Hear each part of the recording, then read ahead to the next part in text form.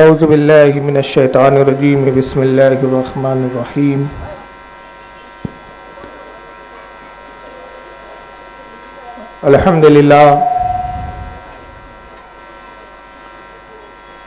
الحمدللہ رب العالمین والعاقبۃ للمتقین والصلاة والسلام علی من کان نبی آدم بین الماء والطین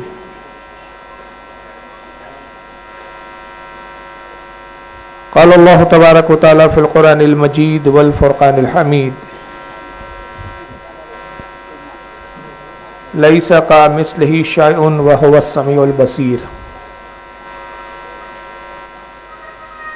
صدق اللہ العظیم صدق صادق المصدوق علیہ الصلاۃ والتسلیم ان اللہ وملائکتہ یصلون علی النبی یا ایھا الذین آمنوا صلوا علیہ وسلموا تسلیما اللہم صلی علی سیدنا مولانا شفیعنا وحبیبنا وطبیبنا ونبینا ومولانا محمد وعلی آلہ واصحابہ واہل بیتہ وذریاتہ وبارک وسلم صلاۃ وسلام علیک یا رسول اللہ صلی اللہ تبارک و تعالی علیہ وسلم۔ سب سے پہلے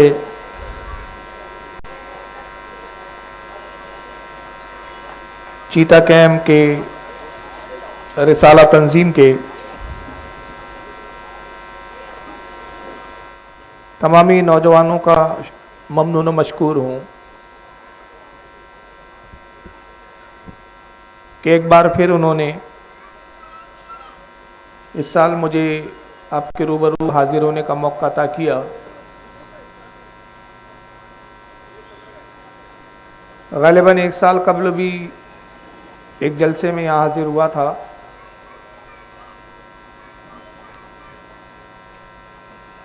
رسالہ تنظیم کے یہ تمام نوجوان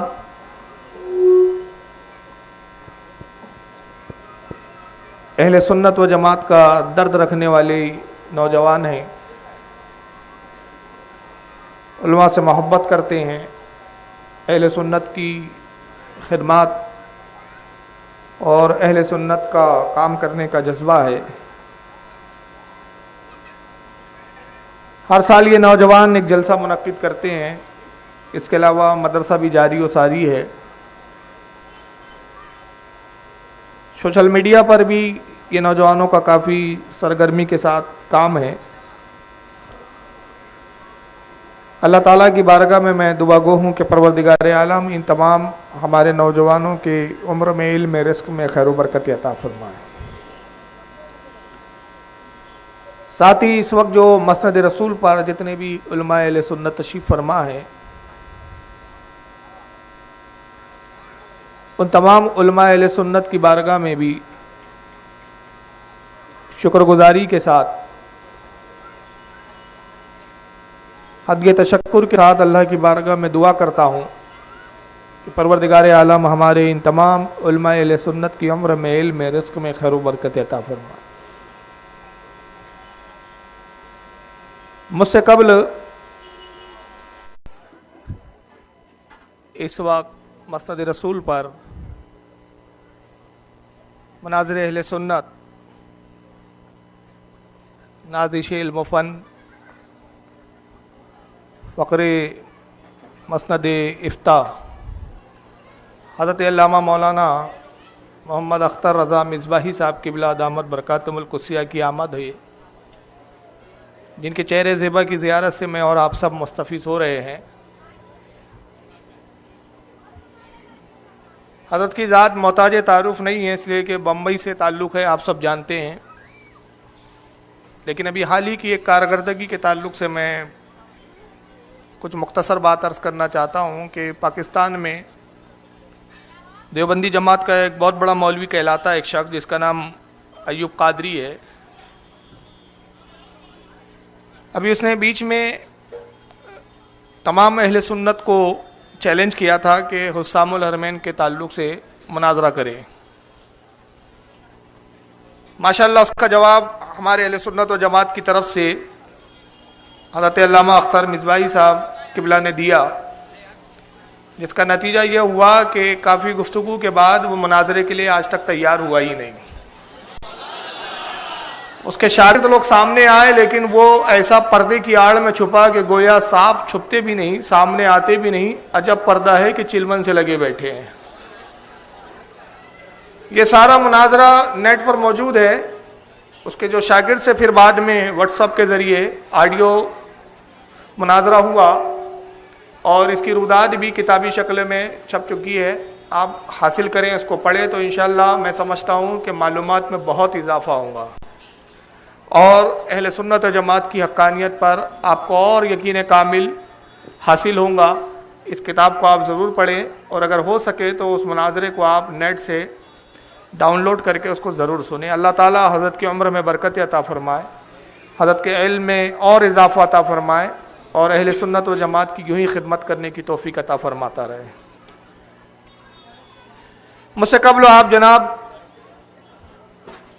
مولانا شیخ محمد عابی صاحب قبلہ سے خطاب سماعت فرما رہے تھے. آخری وقت میں تھوڑا سا میں نے بیان سنا جس سے مجھے یہ اندازہ ہوا کہ شاید وہ بدعت کے تعلق سے گفتگو کر رہے تھے. جناب مولانا عابی صاحب کا جہاں تک معاملہ ہے، مختصر طور پہ آخر میں وہ خود اپنے بارے میں بتا چکے ہیں کہ پہلے وہ غیر مقلد جماعت میں تھے، نام نہاد اہل حدیث جماعت میں. اللہ تعالیٰ نے توفیق عطا کی، حق کو سمجھا کیونکہ دل میں تعصب نہیں تھا، ذہن و فکر کی آگاہی سلامت تھی. بزرگوں کا فضل و کرم ہو گیا، رسول اللہ کی عنایتوں سے اہل سنت و جماعت میں لوٹ آئے اور اب لوٹے ہی نہیں ہیں. لوٹنے کے بعد اب حال یہ ہے کہ ان کا ناکہ بن کر رکھا ہے. اب جس مجلس میں جاتے ہیں وہابیوں میں ایک تھوڑی سی پریشانی ہو جاتی ہے کہ بھائی ہمارے ہی بیچ کا آدمی تھا، اب ہمارے رازوں کو کھول رہا ہے اور ہمارے عیبوں کو لوگوں کے سامنے لا رہا ہے. اللہ تعالیٰ مولانا عابد صاحب کی عمر میں برکت عطا فرمائے، اہل سنت پر ان کو مضبوطی کے ساتھ قائم رکھے اور ان کے ذریعے قوم کو نفع پہنچائے. آج کا جو مجھے موضوع دیا گیا ہے وہ ہے عرش پر کون. عرش کے تعلق سے اور عرش پر بیٹھنے کے تعلق سے یا عرش پر جلوہ گری کے تعلق سے ہمارے اور وہابیوں کے درمیان میں ایک بہت بڑا اختلاف ہے. اس سے قبل کہ میں وہ اختلاف واضح کروں اور پھر ان کے دلائل پر ہم گفتگو کریں کہ وہ اس تعلق سے کیا دلیلیں دیتے ہیں اور اہل سنت و جماعت کے پاس اس کی تردید میں کتنے مضبوط دلائل ہے، اس پر گفتگو ہو اس سے پہلے میں ایک تھوڑا سا تمہیدی طور پر ایک پس منظر بتانا چاہتا ہوں اور اس سے میں یہ واضح کرنا چاہتا ہوں، آپ پہ ظاہر کرنا مقصود ہے کہ آپ جانیں کہ یہ عقیدہ کہاں سے ان لوگوں میں آیا. مختصر طور پہ میں بتا دیتا ہوں کہ اس وقت نام نہاد اہل حدیث جماعت جو ہے، اپنے آپ کو اہل حدیث جماعت کہتے ہیں، حالانکہ یہ غیر مقلدین ہیں جو نہ حدیث کو مانتے ہیں نہ کسی امام کی تقلید کو مانتے ہیں. دو عقیدے ان کے بڑے خطرناک ہے جس کو یہ لوگوں میں بڑی شد و مت کے ساتھ عام کرنے کی کوشش میں ہے. ایک یہ کہ اللہ کے جسم کے قائل ہے اور دوسرا یہ کہ جسم کے ساتھ ساتھ اللہ کو عرش پر بیٹھا ہوا جلوہ گر مانتے ہیں کہ اللہ عرش پر بیٹھا ہوا ہے. اہل سنت و جماعت کا عقیدہ اس تعلق سے ہمیشہ سے یہی رہا اور یہی عقیدہ صحابہ کا تھا، یہی عقیدہ رسول اللہ نے اپنی امت کو بتایا. اور قرآن و حدیث کا گہرائی کے ساتھ اگر آپ مطالعہ کریں تو اہل سنت و جماعت کا عقیدہ روز روشن کی طرح روشن ہو جاتا ہے، بالکل عیاں ہو جاتا ہے کہ اللہ تعالیٰ جسم اور جسمانیات سے پاک ہے. رب تبارک و تعالیٰ کوئی جسم نہیں ہے، مٹیریل نہیں ہے، اس لیے کہ جسم کے لیے مٹیریل کا ہونا ضروری ہوتا ہے اور اگر مٹیریل مانا جائے یا مادہ مانا جائے تو پھر مادے کی تخلیق کے لیے بھی خالق کی ضرورت ہے. تو یہ ایک بنیادی بات ہے، اس پر آگے گفتگو بڑی تفصیل کے ساتھ آئیں گی انشاءاللہ، کیونکہ میں علماء کے اقوال اس تعلق سے بیان کروں گا، ائمہ کے اقوال بیان کروں گا تو اس میں وضاحت آ جائیں گی. ہم رب تبارک و تعالیٰ کے تعلق سے یہ عقیدہ رکھتے ہیں کہ اللہ جسم سے پاک ہے، اعضاء سے پاک ہے اور مادہ ہونے سے، مٹیریل ہونے سے بھی پاک ہے. یہی عقیدہ صحابہ اکرام کا، رسول اللہ کا رہا. لیکن اس تعلق سے سب سے پہلا جو ایک فرقہ پیدا ہوا جس نے گویا خدا کو مجسم مانا، مٹیریل کا قائل مانا، جسم والا جانا، وہ ایک فرقہ تھا جس کا نام تھا فرقہ نصیری۔ حالانکہ عموماً فرقہ نصیری کا جو ذکر آتا ہے وہ اس تعلق سے آتا ہے کہ انہوں نے حضرت علی کو خدا کہا ہے، لیکن میں اسی علی کو خدا ماننے کے تصور کے بیچ میں جو چھپی ہوئی بات ہے اس کو آج بتا کے یہ عرض کر رہا ہوں کہ یہ پہلا فرقہ ہے میرے نزدیک جو اللہ کے جسم کا قائل ہوا۔ فرقہ نصیری کیا تھا؟ انہوں نے حضرت علی کے فضائل اور کمالات کو دیکھا تو حضرت علی کی شان میں غلو کرنا شروع کیا، اور اتنا غلو کیا، اتنا بڑھایا کہ پھر یہ کہنا شروع کر دیا کہ مولا کائنات حضرت علی ہی خدا ہے، اور نعوذ باللہ من ذالک یہ کہا کہ اللہ رب العزت اپنی کبریائیوں پر پردہ ڈال کر علی کی شکل میں دنیا میں جلوہ گر ہو گیا۔ یہ علی ہی خدا تھا جو عرش پر تھا، عرش پر جلوہ گر تھا، اب انسانوں کی شکل و صورت میں ہمارے درمیان میں آ گیا ہے۔ چنانچہ اس فرقے کا جواب حضرت علی نے خود دیا، تردید حضرت علی نے فرمائی، زبانی لسانی طور پر بھی ان کو سمجھانے کی کوشش کی، رد کیا گیا ان کا، لیکن یہ اپنے عقیدے میں اتنا مضبوط تھا اور اپنے باطل عقیدے پر یہ اتنا اڑا رہا کہ انہوں نے حضرت علی کو خدا ماننے پر اصرار کیا اور اس سے انکار کی انہوں نے کوئی گنجائش اپنے میں نہیں پائی۔ جب حضرت علی نے دیکھا کہ یہ ماننے کے لیے تیار نہیں ہے تو مولا کائنات نے حضرت علی نے ان کو سزائیں دینا شروع کی، مختلف طریقے سے سزائیں دی گئی، جس میں ایک سزا یہ بھی تھی کہ بعض لوگوں کو حضرت علی نے زندہ جلا دیا، اور جب اس میں سے ایک بڑی تعداد کو زندہ آگ کے حوالے کر دیا تو جو بچ گئے تو آپ نے کہا کہ دیکھو میں تمہیں موقع دیتا ہوں، چاہو تو تم توبہ کر لو۔ تو وہ اپنے باطل عقیدے پر اتنے اڑے ہوئے تھے کہ انہوں نے کہا کہ علی آپ نے ہمارے جو ساتھیوں کو آگ میں جلایا، اس سے آپ کے خدا ہونے اور اللہ ہونے پر ہم کو اور یقین کامل ہو گیا ہے، معاذ اللہ، اور کہا کہ اس بنیاد پر ہم اور یقین کی منزل پر پہنچ گئے کہ آپ ہی خدا ہے۔ وہ یہ کہ آگ کا عذاب دینا، جہنم میں جلانا، یہ اللہ کا کام ہے، اور وہ کام چونکہ آپ نے خود آپ سے یہ کام سرزد ہوا ہے، لہٰذا ہم یقین کی منزل پر ہے کہ آپ ہی خدا ہے۔ بہرحال ان کو بھی قتل کیا گیا۔ میں بتانا یہ چاہتا ہوں کہ فرقہ نصیری نے جب علی کو خدا مانا تو دوسرے لفظوں میں انہوں نے یہ بھی عقیدہ رکھا، کیونکہ حضرت علی جسم والے تھے، اعضاء سے پاک نہیں تھے، ان کے اعضاء تھے، جسم تھے، کھانے پینے کے وہ محتاج تھے، جتنے بشری لوازمات تھے وہ حضرت علی کے ساتھ لاحق تھے۔ انہوں نے دیکھا کہ صاحب علی کا جسم ہے، تو گویا انہوں نے دوسرے لفظوں میں بتانا چاہ رہا ہوں کہ انہوں نے یہ مان لیا تھا کہ اللہ جسم بھی رکھتا ہے اور اس کی بھی ساخت ہوتی ہے، اس کے بھی اعضاء اور ارکان ہوتے ہیں، وہ بھی چلتا پھرتا ہے، اس کے بھی بیوی اور بچے ہوتے ہیں۔ یہ سارا عقیدہ توحید کے خلاف تھا۔ وجہ یہ تھی کہ قرآن عظیم نے بڑی وضاحت کے ساتھ کہا تھا کہ لم یلد ولم یولد، نہ اس سے کوئی پیدا ہوا، نہ اس نے کسی کو جنا، اور نہ وہ کسی سے جنا گیا۔ تو رب تبارک و تعالیٰ پیدا ہونے سے پاک، اور اس کی ذات سے کوئی پیدا ہو یہ اس سے پاک۔ لیکن انہوں نے مانا کہ نہیں، علی سے جو اولادیں ہوئی ہے تو خدا سے اولاد بھی ہو سکتی ہے، خدا بیوی کا بھی محتاج ہے، جبکہ اللہ نے فرمایا کفوا احد، اس کا کوئی کفو نہیں ہے، اس کا کوئی ساجیدار نہیں ہے۔ لیکن انہوں نے یہ بھی مانا کہ نہیں، علی خدا ہے، لیکن چونکہ بشر کی لباس میں آئے ہیں لہذا بیوی کی بھی ان کو حاجت ہے، اور انہوں نے جو نکاح فرمائے ہیں لہذا یہ بشری حاجت کے تحت ہوئے ہیں۔ تو یہ پہلا فرقہ تھا نصیری، جو انہوں نے گویا حضرت علی کو خدا مان کر یہ ظاہر کر دیا کہ اللہ جسم بھی رکھتا ہے۔ اس کے بعد ایک باضابطہ ایک فرقہ پیدا ہوا جس کو تاریخ کی روشنی میں فرقہ مجسمیہ کہا جاتا ہے۔ اس فرقے کا بانی تاریخ کے حوالے سے اگر آپ دیکھیں گے تو جعد بن درہم ہے۔ یہ پہلا شخص ہے کہ جس نے باقاعدہ قرآن سے غلط استدلال کر کے آیتوں کو اپنے انداز میں اپنے طور پر غلط معنی پہنا کر لوگوں کے سامنے پیش کیے، اور یہ بتانے کی کوشش کی کہ اللہ تعالیٰ جسم رکھتا ہے، اس کے ہاتھ پیر کان ناک سب ہے، جیسے انسان اعضاء رکھتا ہے ویسے اللہ کے بھی ہاتھ ہے، اللہ کے بھی کان ہیں، اللہ کی بھی آنکھیں ہیں، اللہ کا منہ ہے، اللہ کا ہونٹ ہے، غرض کے سارے اعضاء ہے اللہ کے، اور اللہ اپنے جسم کے ساتھ موجود ہے، وہ مادے کے سے پاک نہیں ہے، جسم ہونے سے پاک نہیں ہے۔ اس زمانے میں ہمارے علماء اہل سنت نے اس کے خلاف قلبی لسانی جہاد کیا، نتیجہ یہ ہوا کہ ایک مختصر زمانے تک یہ فرقہ چلا اور اس کے بعد یہ فرقے کا وجود ختم ہو گیا۔ لیکن 661 ہجری میں ایک شخص پیدا ہوا جس کی پیدائش ملک شام میں، جس کو اب سیریا کہا جاتا ہے، ملک شام میں اس کی پیدائش ہوئی، جس کا نام احمد ابن عبد الحلیم ابن تیمیہ ہے۔ دنیا اس کو شیخ الاسلام کہتی ہے، بہت بڑا عالم کہتی ہے۔ جہاں تک علم کا تعلق ہے، اس میں کوئی دو رائے نہیں ہے کہ یہ اپنے وقت کا بہت بڑا عالم تھا۔ اعلیٰ حضرت فاضل بریلوی نے ابن تیمیہ کے بارے میں فتح رضویہ میں یہاں ایک مقام پہ یہ فرمایا کہ اس کے بعد علم بہت تھا، لیکن علم کے مقابلے میں عقل بڑی چھوٹی تھی۔ نتیجہ یہ ہوا کہ علم کو رکھنے کے لیے اس کے بعد عقل کی کمی پڑ گئی، اور نتیجہ یہ ہوا کہ وہ گمراہیت کی طرف مائل ہو گیا۔ 661 ہجری میں اس کی پیدائش ہوئی شام کے اندر، اور 728 ہجری کے اندر دمشق کی جیل کے اندر اس کی موت ہوئی۔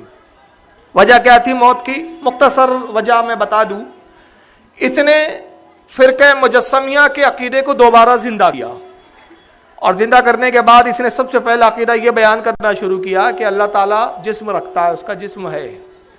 اور قرآن عظیم میں جتنی وہ آیتیں آئی ہیں جہاں ید کا لفظ آیا ہے، یا عین کا لفظ آیا ہے، آنکھ آیا ہے، رجل لفظ آیا ہے، ید لفظ آیا ہے، تو جتنے بھی اس طرح کے الفاظ ہیں جو جسم کی طرف اشارہ کرتے ہیں، نہ یہ آیت متشابہات ہے، اور نہ یہ جو ہے حروف مقطعات ہے، بلکہ اس کے معنی جو ہے وہی ہے، اور ہم ظاہراً اس معنی کو مانتے ہوئے ہم ظاہری چیز پر اس پر ایمان لاتے ہیں کہ اگر اللہ نے ہاتھ فرمایا تو ہم مانتے ہیں کہ اللہ کے ہاتھ ہے۔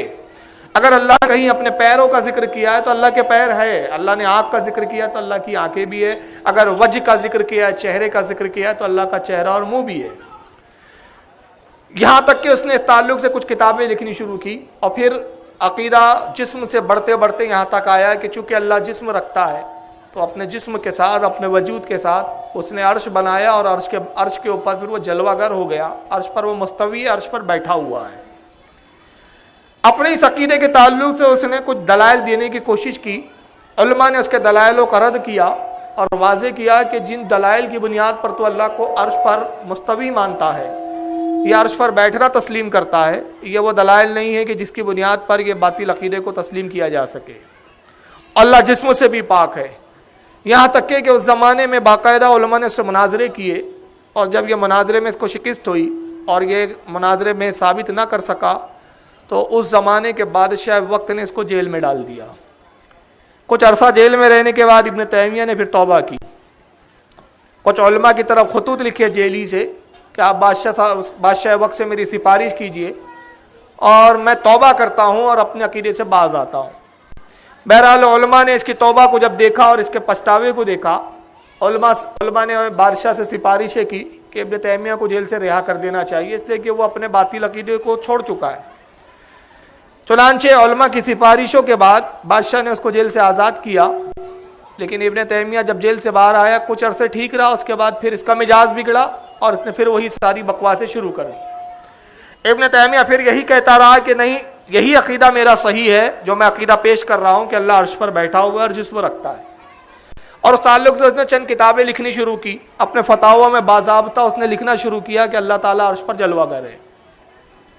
دوبارہ پھر اس کو جیل میں ڈالا گیا، کچھ عرصہ جیل میں رہنے کے بعد پھر اس نے توبہ کی، پھر معافی مانگی، پھر رجوع نامے بھیجے۔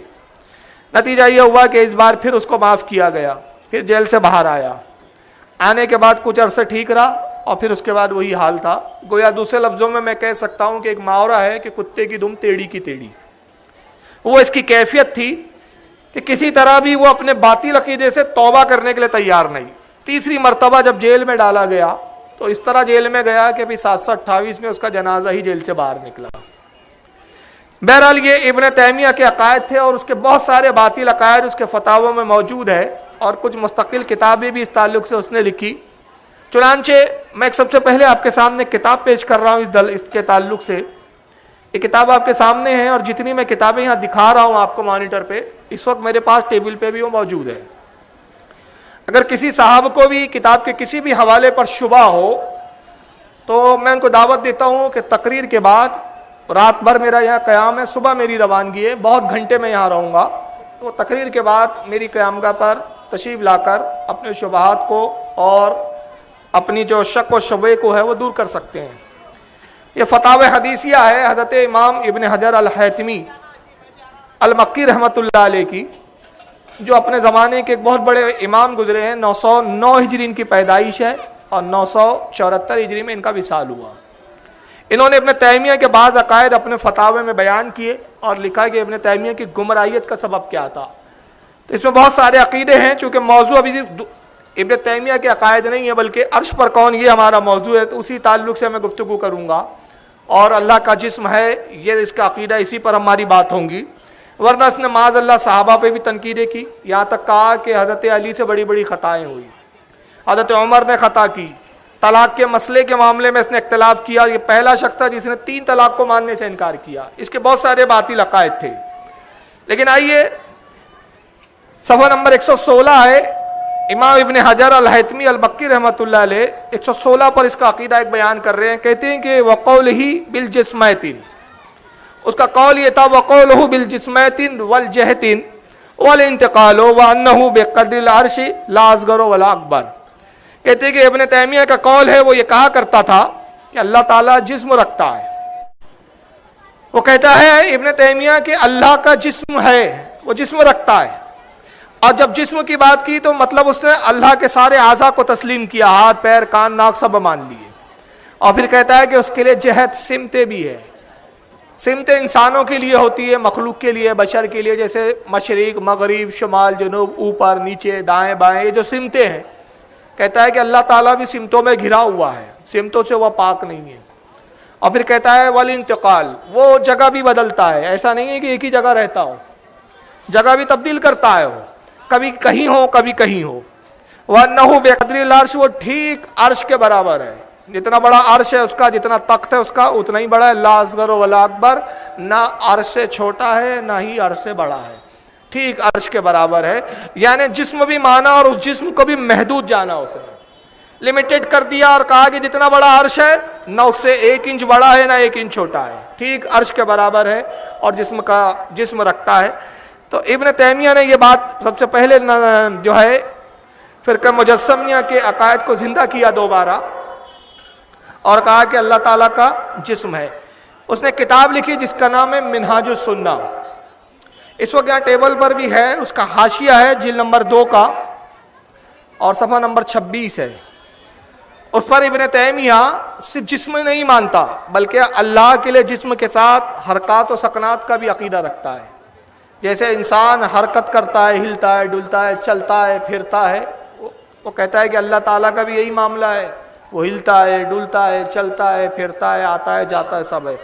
وہ کہتا ہے لأن الحی القیوم یفعل ما یشاء, اور اللہ تعالیٰ زندہ ہے, بے شک اللہ زندہ ہے, حی ہے اور قیوم ہے, خود زندہ اور دوسروں کو زندہ رکھنے والا. اور یفعل ما یشاء, وہ جو چاہتا ہے وہ کرتا ہے, جس طرح کے افعال چاہتا ہے انجام دیتا ہے. وَيُتَحَرِّكُ إِذَا شَاءَ, ابن تیمیہ کہتا ہے کہ وہ حرکت بھی کرتا ہے, یتحرک ہوتا ہے یعنی ہلتا ڈلتا بھی ہے. یتحرک عربی میں اس کو اگر ہم انگریزی میں ٹرانسلیشن کریں گے نا تو اس کا ترجمہ بنتا ہے وائبریٹ ہونا, وائبریشن. یعنی خدا جو ہے معاذ اللہ ہلتا ڈلتا ہے, جیسے وائبریٹ ہوتا ہے نا موبائل وغیرہ یا کوئی چیز, ویسے اللہ بھی ہلتا ڈلتا ہے, اس پہ لرزہ بھی طاری ہوتا ہے. وہ یوں قبض ہو, وہ اپنے آپ کو سمیٹ بھی لیتا ہے. وہ یوں بستو, اور اپنے آپ کو جب چاہتا ہے پھیلا بھی لیتا ہے. وہ یقوم و یجلس اذا شاء, وہ جب چاہتا ہے اٹھتا ہے اور جب چاہتا ہے بیٹھ جاتا ہے. اللہ تعالیٰ اٹھتا بھی ہے بیٹھتا بھی ہے, ہلتا بھی ہے ڈلتا بھی ہے, اپنے آپ کو پھلا بھی لیتا ہے اپنے آپ کو سکڑا بھی لیتا ہے. یہ ایک اتنا گھٹیا عقیدہ ہے کہ جو آج تک 1400 سال میں کسی نے بیان نہیں کیا. اور ابن تیمیہ نے اپنی کتاب منہاج السنہ جلد نمبر 2 صفحہ 26 پر اس کو حاشیے میں بیان کیا ہے. اور حاشیے میں بیان کر کے بالکل واضح لفظوں میں, کوئی ایسا نہیں ہے کہ جس میں ہم کھینچ تان کے مفہوم پیدا کر رہے ہو یا بات کو کھینچ کر بتانے کی کوشش کر رہے ہو, بالکل واضح لفظوں میں کہا اس نے کہ اللہ اپنے آپ کو سمیٹتا بھی ہے, پھیلاتا بھی ہے, اٹھتا بھی ہے, بیٹھتا بھی ہے, وہ جو چاہتا ہے اس طرح کی حرکت کرتا ہے. یہاں تک کہ اسی عقیدے کو پھر بعد میں غیر مقلدینوں نے جب اپنا لیا تو نتیجہ یہ ہوا کہ ایک بہت بڑے ان کی جماعت کے مولوی صاحب گزرے جن کا نام ہے وحید الزمان. انہوں نے باقاعدہ ایک کتاب لکھی جس کا نام ہے ہدیۃ المہدی. یہ کتاب آپ کو مانیٹر پہ میں دکھا رہا ہوں اور یہ ٹیبل پہ موجود ہے، اس وقت میرے ہاتھ میں موجود ہے. یہ ہدیۃ المہدی ہے. اس میں 3-4 ان کی کتابیں ہیں، عرف الجادی، کنز الحقائق اور ہدیۃ المہدی. ہدیۃ المہدی کا صفحہ نمبر 9 ہے اور اس کی جلد نمبر 1 ہے. کیا کہتے ہیں جناب، یہ ذرا سن لیجئے. وَلَهُ تَعَالَى وَجْهٌ وَعَيْنٌ وَيَدٌ وَقَفٌ وَقَبْضَةٌ وَأَصَابِعٌ وَصَاعِدٌ وَذَرَاعٌ وَصَدْرٌ وَجَنْبٌ وَحَقْبٌ وَقَدَمٌ وَرِجْلٌ وَسَاقٌ وَكَنَافٌ. یہ اللہ کی صفت وحید و زما غیر مقلدوں کے بہت بڑے علامہ، اہل حدیث جماعت کے بہت بڑے عالم کہلاتے ہیں. بلکہ یہ کہا جائے کہ ہندوستان میں اہل حدیث فرقے کو بڑھاوا دینے والوں میں یہ ذات مانی جاتی ہے. ہدیۃ المہدی کی بڑی مشہور کتاب ہے. اس میں کہتے ہیں کہ اللہ کے بارے میں ہمارا یقین یہ ہے، عقیدہ یہ ہے کہ وجہن اس کا چہرہ ہے، اللہ کا چہرہ بھی ہے، وعینون اور اس کی آنکھ بھی ہے، اللہ آنکھ بھی رکھتا ہے. اچھا، یہاں انہوں نے واحد کا صیغہ استعمال کیا ہے، عین، یعنی گویا وہ یہ بتا رہے ہیں کہ اللہ کی جو آنکھ بھی ہے وہ ایک ہی آنکھ ہے. اب یہاں پہ تھوڑا سا آپ تصور کیجئے، ایک طرف کہا کہ جسم بھی ہے، اور جب جسم کی ساخت بیان ہو رہی تو مجھے لگتا ہے کہیں ایسا تو نہیں کہ پوشیدہ طور پر یہ دجال کو مانتے ہو، اور ایسا نہ ہو کہ جب دجال آئے تو کہیں یہی خدا ہے. کیونکہ ہمارے مولانا صاحب بتا چکے ہیں، وہ کہیں گا میں خدا ہوں تو کہیں گے دیکھو خدا کا تو جسم بھی ہے، ان کا جسم بھی ہے اور ایک آنکھ کے آدمی ہے، یہ بھی تو لہذا دجال ہی تو ہمارے خدا نہیں. ایسا لگتا ہے کہ یہ دجال کی خدائی کے دعوے کے لیے راستے ہموار کر رہے ہیں. کہتے ہیں وہ عینون اس کی آنکھ ہے اور یدن اس کے ہاتھ ہے. یہ بھی واحد کا صیغہ ہے کہ ایک ہی ہاتھ ہے، لیکن تسنیہ میں بھی کبھی کبھی ید جو ہے تسنیہ میں مان لیا جاتا ہے. چلے یہاں تعویل ہے، لیکن آنکھ میں تو کوئی تعویل نہیں ہے کہ وہ واحد ہی استعمال کیا انہوں نے. اور پھر کہتے ہیں وہ کفن اس کی ہتھیلی بھی ہے، وہ قبضتون اس کی مٹھی بھی ہے، وہ صابعون اس کی انگلیاں بھی ہے. حالانکہ انگلیوں کی تعداد انہوں نے نہیں بیان کی کہ کتنی انگلیاں ہیں، لیکن بہرحال انگلیوں کو بھی مانا. اور کا وصاعدن اس کی کلائی بھی ہے، وذراعن اس کی کوہنی بھی ہے، وصدرن اس کا سینہ بھی ہے، وجنبن اس کا پہلو بھی ہے، حقون اس کی کوکھ بھی ہے، پیٹ بھی رکھتا ہے خدا معاذ اللہ، وقدمن اس کے قدم بھی ہے، ورجلن اس کے پیر بھی ہے، وساقن اس کی پنڈلی بھی ہے، وکنافن اس کے بغل اور بازو بھی ہے. تو رب تبارک و تعالیٰ کے لیے آنکھ، ہاتھ، سبھی مان دیا. چہرہ مانا، آنکھ مانی، ہاتھ مانا، انگلیاں، مٹھی، ہتھیلی، کلائی، کونی، سینہ، پہلو، کوک، پنڈلی، پیر، ساری چیزوں کے انہوں نے تسلیم کیا. اور یہی بات کو معراج ربانی صاحب بڑی وضاحت کے ساتھ کہتے ہیں. یہ تو پہلے کے پچھلے مولوی تھے جو گزر گئے. آج کے موجودہ جتنے غیر مقلدین مولوی ہیں اپنے ہی بزرگوں کی تعلیمات کو عام کر رہے ہیں. یہ ایک بہت بڑا قوم کو دھوکہ دیا جاتا ہے کہ ہم کسی کی تقلید کرتے نہیں ہیں، مگر سب سے پکے مقلد یہی ہوتے ہیں. فرق یہ ہے کہ یہ چاروں ائمہ میں سے کسی کو نہیں مانتے. یہ ابن تیمیہ کو مانتے، یہ محمد ابن عبد الوہاب نجدی کو مانتے ہیں، یہ مولوی اسماعیل دہلوی کو مانتے ہیں، وحید الزما کو مانتے ہیں، حسین احمد بٹالوی کو مانتے ہیں، البانی کو مانتے ہیں، ابن قیم جوزی کو مانتے ہیں، ان کو مانتے ہیں. تو پیروی اپنے بزرگوں کی کر رہے ہیں اور قوم کو دھوکہ دے رہے ہیں. نہیں، ہم تو صاحب سیدھا ڈائریکٹ قرآن و حدیث سے بات کرتے ہیں. مولوی معراج ربانی صاحب جو اس فرقے کے ایک بہت بڑے عالم اور خطیب ہے، وہ کیا کہتے ہیں اس بارے میں ذرا ان کا ویڈیو سنیے آپ. جو جہمیہ ہیں وہ اہل سنت یعنی سنت والے، جو حدیث والے ہیں، سنت والے ہیں، ان کو کیا کہتے ہیں؟ مشبہہ. یعنی چونکہ اہل سنت کا عقیدہ ہے کہ اللہ کے ہاتھ ہے، اہل سنت کا عقیدہ ہے کہ اللہ کی آنکھ ہے، اہل سنت کا عقیدہ ہے کہ اللہ کہاں ہے؟ بولو زور سے بولو. اللہ عرش پر ہے. اہل سنت کا عقیدہ ہے کہ اللہ عرش سمائے دنیا سے نزول فرماتا ہے آخری راتوں میں، اللہ تعالیٰ چلتا ہے. اہل سنت کا عقیدہ ہے کہ اللہ ہنستا ہے. اہل سنت کا عقیدہ ہے کہ اللہ دیکھتا ہے. اہل سنت کا عقیدہ ہے کہ اللہ غضب بھی فرماتا ہے، اللہ غصہ بھی ہوتا ہے. یہ اہل سنت کا عقیدہ ہے کہ اللہ کے پنڈلی ہے. اہل سنت کا عقیدہ ہے کہ اللہ تعالیٰ قیامت کے دن اپنی پنڈلی کو کھولے گا، کہ اللہ تعالیٰ قیامت کے دن اپنی پنڈلی کو کھولے گا. یہ عقیدہ ہے اہل سنت والجماعت کا. تو کیا کہتے ہیں؟ بدعتی کہتے ہیں یا مشبہہ لوگ ہیں. یعنی نعوذ باللہ ایسے بیان کرتے ہیں اللہ کی صفت کو جیسے انسانوں کی صفت ہو.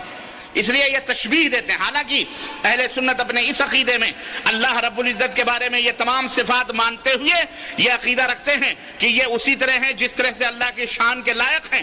ہم اللہ کے ہاتھ مانتے ہیں لیکن اپنے ہاتھوں کی طرح یا کسی مخلوق کے ہاتھوں کی طرح نہیں.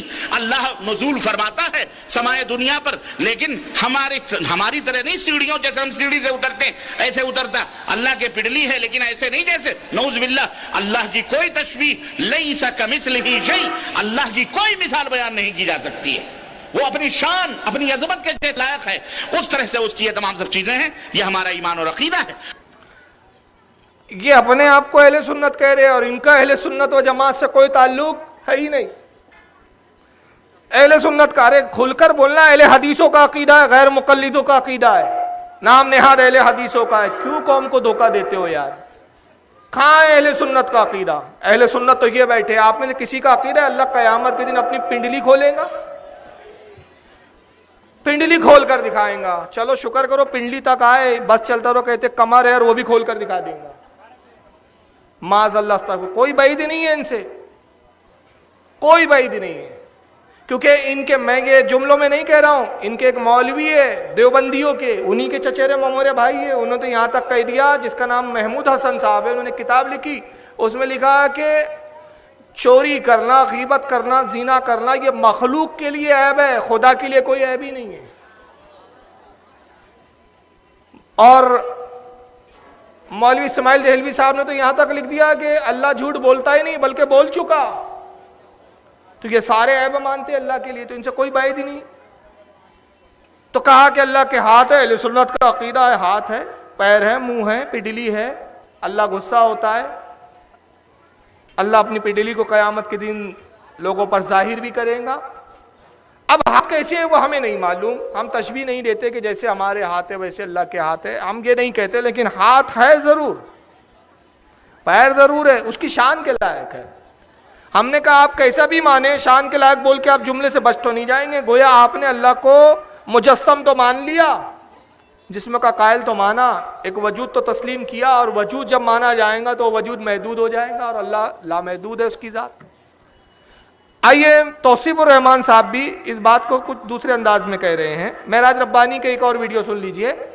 اب اس میں انہوں نے تھوڑا کچھ یہ کہا کہ ہم اس میں تعویل نہیں کرتے, چونکہ یہ قرآن میں الفاظ آئے ہیں, وجہ, ید, رجل وغیرہ, یہ سب قرآن میں, ہم تعویل نہیں کرتے.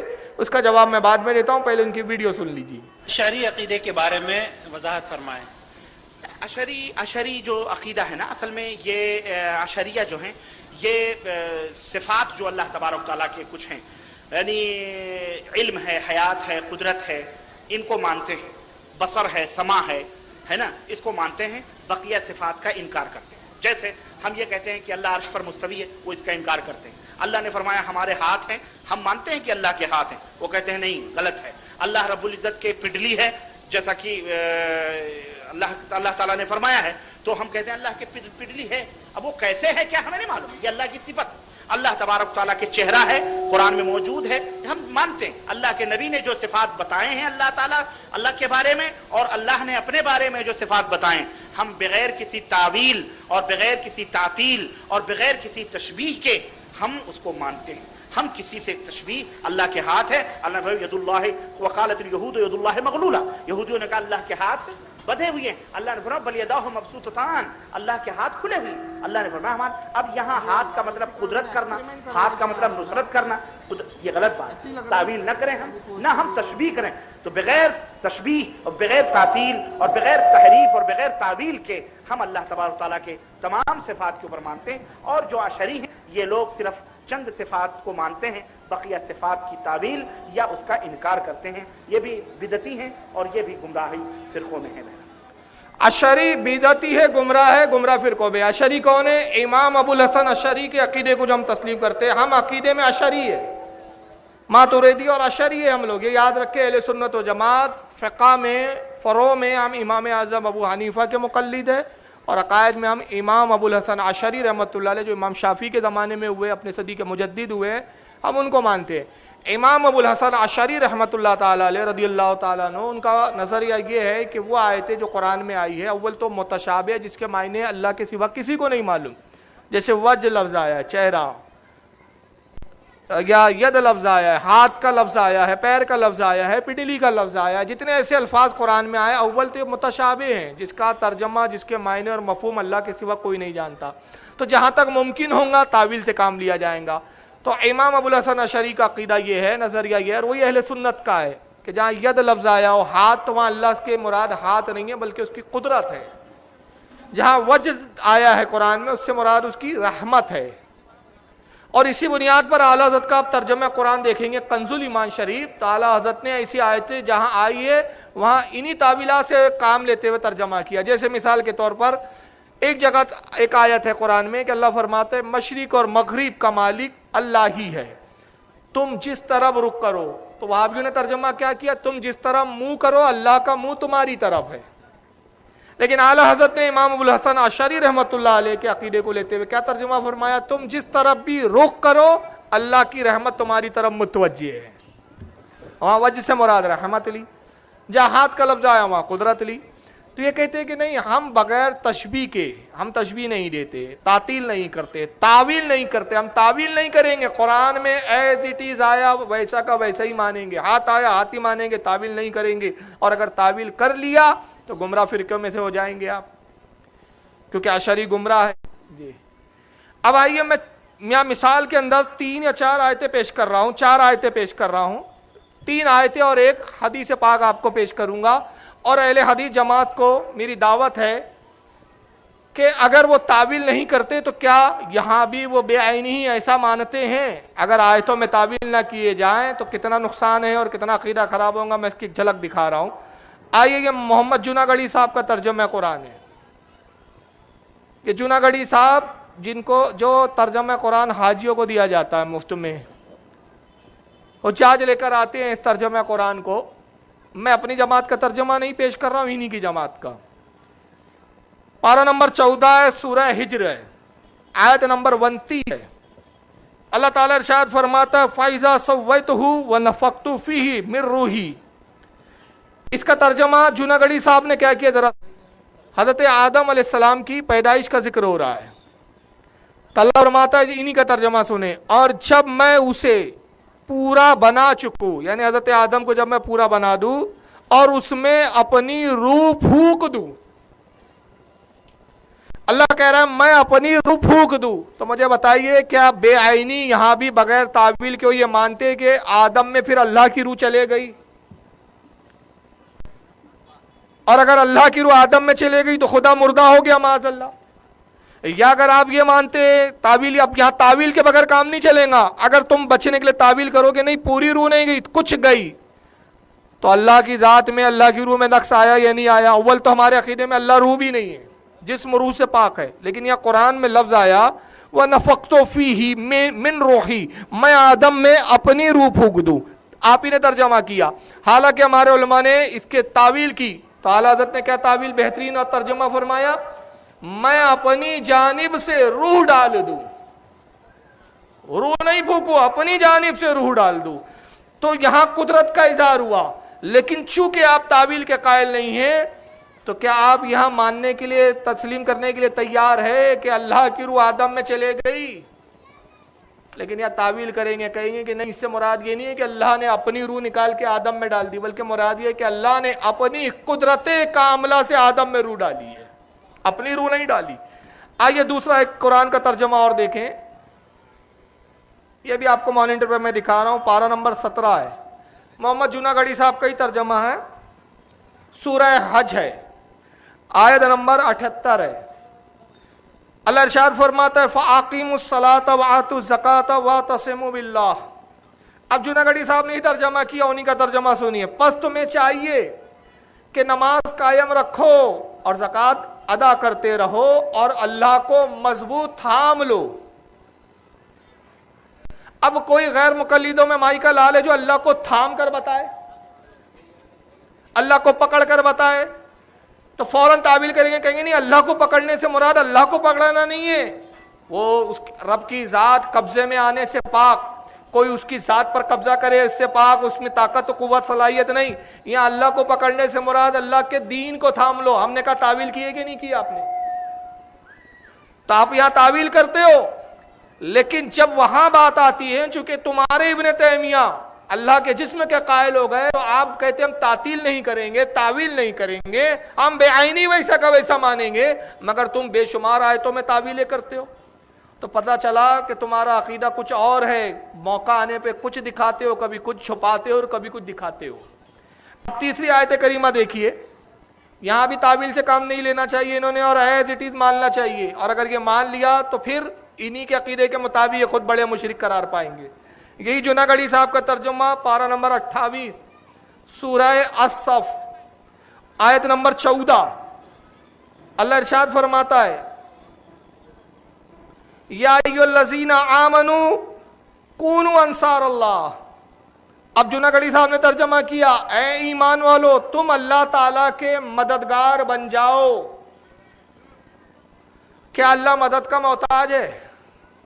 اللہ کمزور ہے؟ اور کیا کسی بشر میں، کسی انسان میں یہ طاقت ہے کہ وہ اللہ کا مددگار بنے؟ تو فوراً تعویل کریں گے، کہیں گے یہ اللہ کا مددگار بننا نہیں ہے، ارے ہمارے نزدیک تو رسول مددگار نہیں ہے، تو یہ بندہ اللہ کا کیسے مددگار ہو سکتا ہے؟ اس سے بڑا تو اور کوئی شرک نہیں ہے۔ رسول کسی کی مدد نہیں کر سکتے، علی کسی کی مدد نہیں کر سکتے، اور یہ اللہ کی مدد کرنے پہنچ گئے، تو یہ تو قرآن کی منشا اور مراد نہیں ہے۔ تعویل کیا کی جائیں گی؟ اللہ کے مددگار نہیں، اللہ کے دین کے مددگار بنو، دین اسلام کے مددگار بنو۔ تو یہاں بھی آپ نے تعویل سے کام لیا کہ نہیں لیا؟ اور اگر نہیں لیتے تو پھر مانو کہ تم اللہ کے مددگار ہو اور پکے مشرک ہو، تمہارے نزدیک تو رسول کو مدد کرنے والا ماننا شرک ہے، تو تم خدا کے مددگار کب سے بن گئے؟ تم کب سے خدا کے حاجت روا ہو گئے؟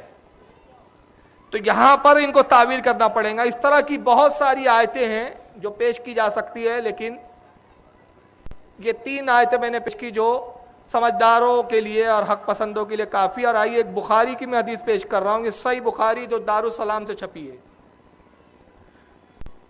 اب اس پر شیعہ فرقوں کا ایک اعتراض ہے، میں اپنا اعتراض نہیں پیش کر رہا ہوں، کل کو یہ نہ کہے کہ فاروق رضوی نے اس طرح کی توہین آمیز جملے کہے، یہ شیعہ فرقوں کا اعتراض ہے۔ اور ایک کتاب لکھی شیعوں کے ایک مولوی نے جس کا نام ہے مولوی مشتاق، پاکستان کے، اس کتاب کا نام ہے، میرے پاس وہ کتابچہ موجود ہے، رسالہ ہے، اہل سنت و جماعت سے 100 سوال، اور دعویٰ کیا کہ ہر سوال کا جواب دو، ہر سوال پر 1 لاکھ روپیہ انعام دوں گا، یعنی 100 سوال پہ 1 کروڑ ہو گئے، کتنے ہو گئے آپ حساب لگا لینا،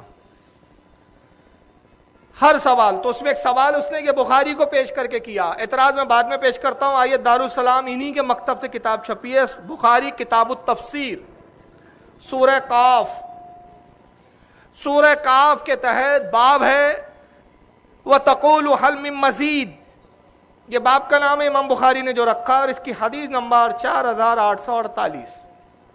حضرت انس سے روایت نقل کی امام بخاری رحمۃ اللہ علیہ نے، کہتے ہیں عن انس رضی اللہ عنہ عن النبی صلی اللہ علیہ وسلم قال، حضرت انس سے روایت ہے اور وہ رسول اللہ سے روایت کرتے ہیں کہ نبی پاک صلی اللہ علیہ وسلم نے یہ کہا، قال کہ اللہ کے رسول نے ارشاد فرمایا، یلقی فی النار، آقا فرماتے ہیں کہ لوگ جب جہنم میں ڈال دیے جائیں گے، جہنمی جو ہے وہ کہاں چلے جائیں گے؟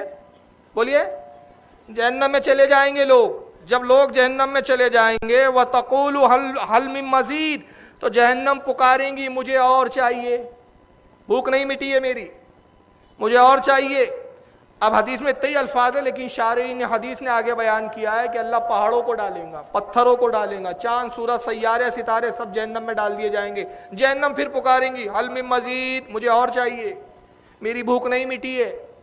رب تبارک و تعالیٰ پھر اور دیگر مخلوق کو ڈالیں گا، جہنم پھر کہیں گے حل من مزید۔ اب آگے سنیے، امام بخاری نے لکھا الفاظ بخاری کے جو ان کے نزدیک سب سے صحیح کتاب، حتی یدعا قدمہ فتقول قط قط، اور پھر اللہ اپنے پیر کو جہنم میں ڈال دیں گا اور کہیں گا بس بس، چپ ہو جا چپ ہو جا چپ ہو جا۔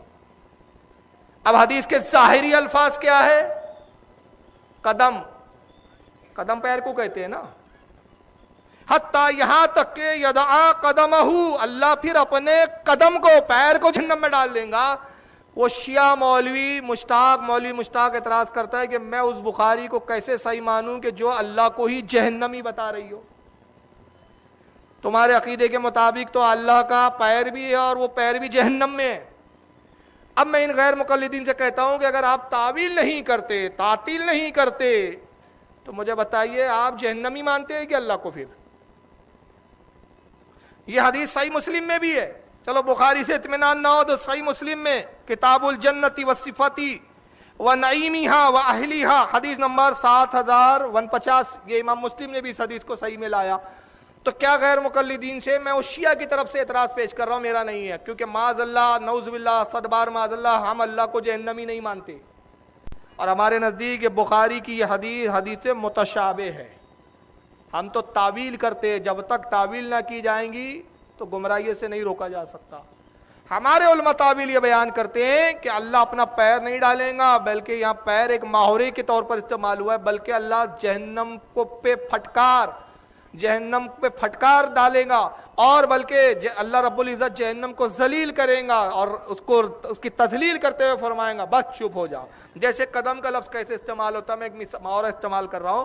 ہمارے اردو زبان میں بھی کہا جاتا ہے میاں زیادہ مجھ سے بات مت کرو، پیروں تلے کچل کے رکھ دوں گا. تو کیا واقعی آپ اتنے مضبوط ہے کہ پیروں تلے کچل دوں گے؟ بعض وقت ہم کہتے چل چل اپنی اوقات میں رہے، تو میرے پیر کے برابر نہیں. تو کیا آپ کا سائز میرے پیر کے برابر نہیں ہے؟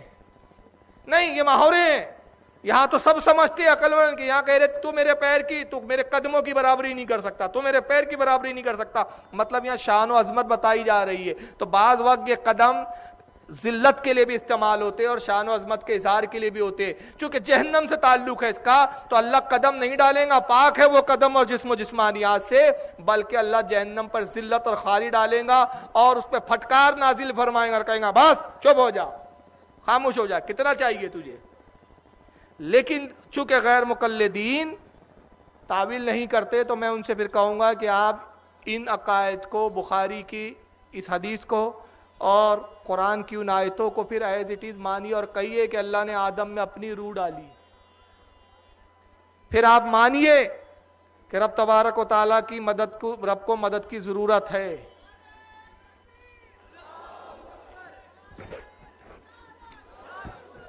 نعرے تکبیر، نعرے رسالت، علماء اہل سنت، معین ملت، نعرے تکبیر، نعرے رسالت، علماء اہل سنت، علماء اہل سنت، علماء اہل سنت، نعرے تکبیر، نعرے تکبیر، نعرے رسالت. یہ ہم سب کے لیے بڑی ہی خوش نصیبی کی بات ہے کہ معین ملت آج ہمارے اور آپ کے درمیان حاضر ہیں، جلوہ گر ہیں اور جلوہ بار ہیں. آئیے ہم اپنے قائد کا استقبال نعرے تکبیر رسالت سے کریں. نعرے تکبیر، نعرے رسالت، معین ملت.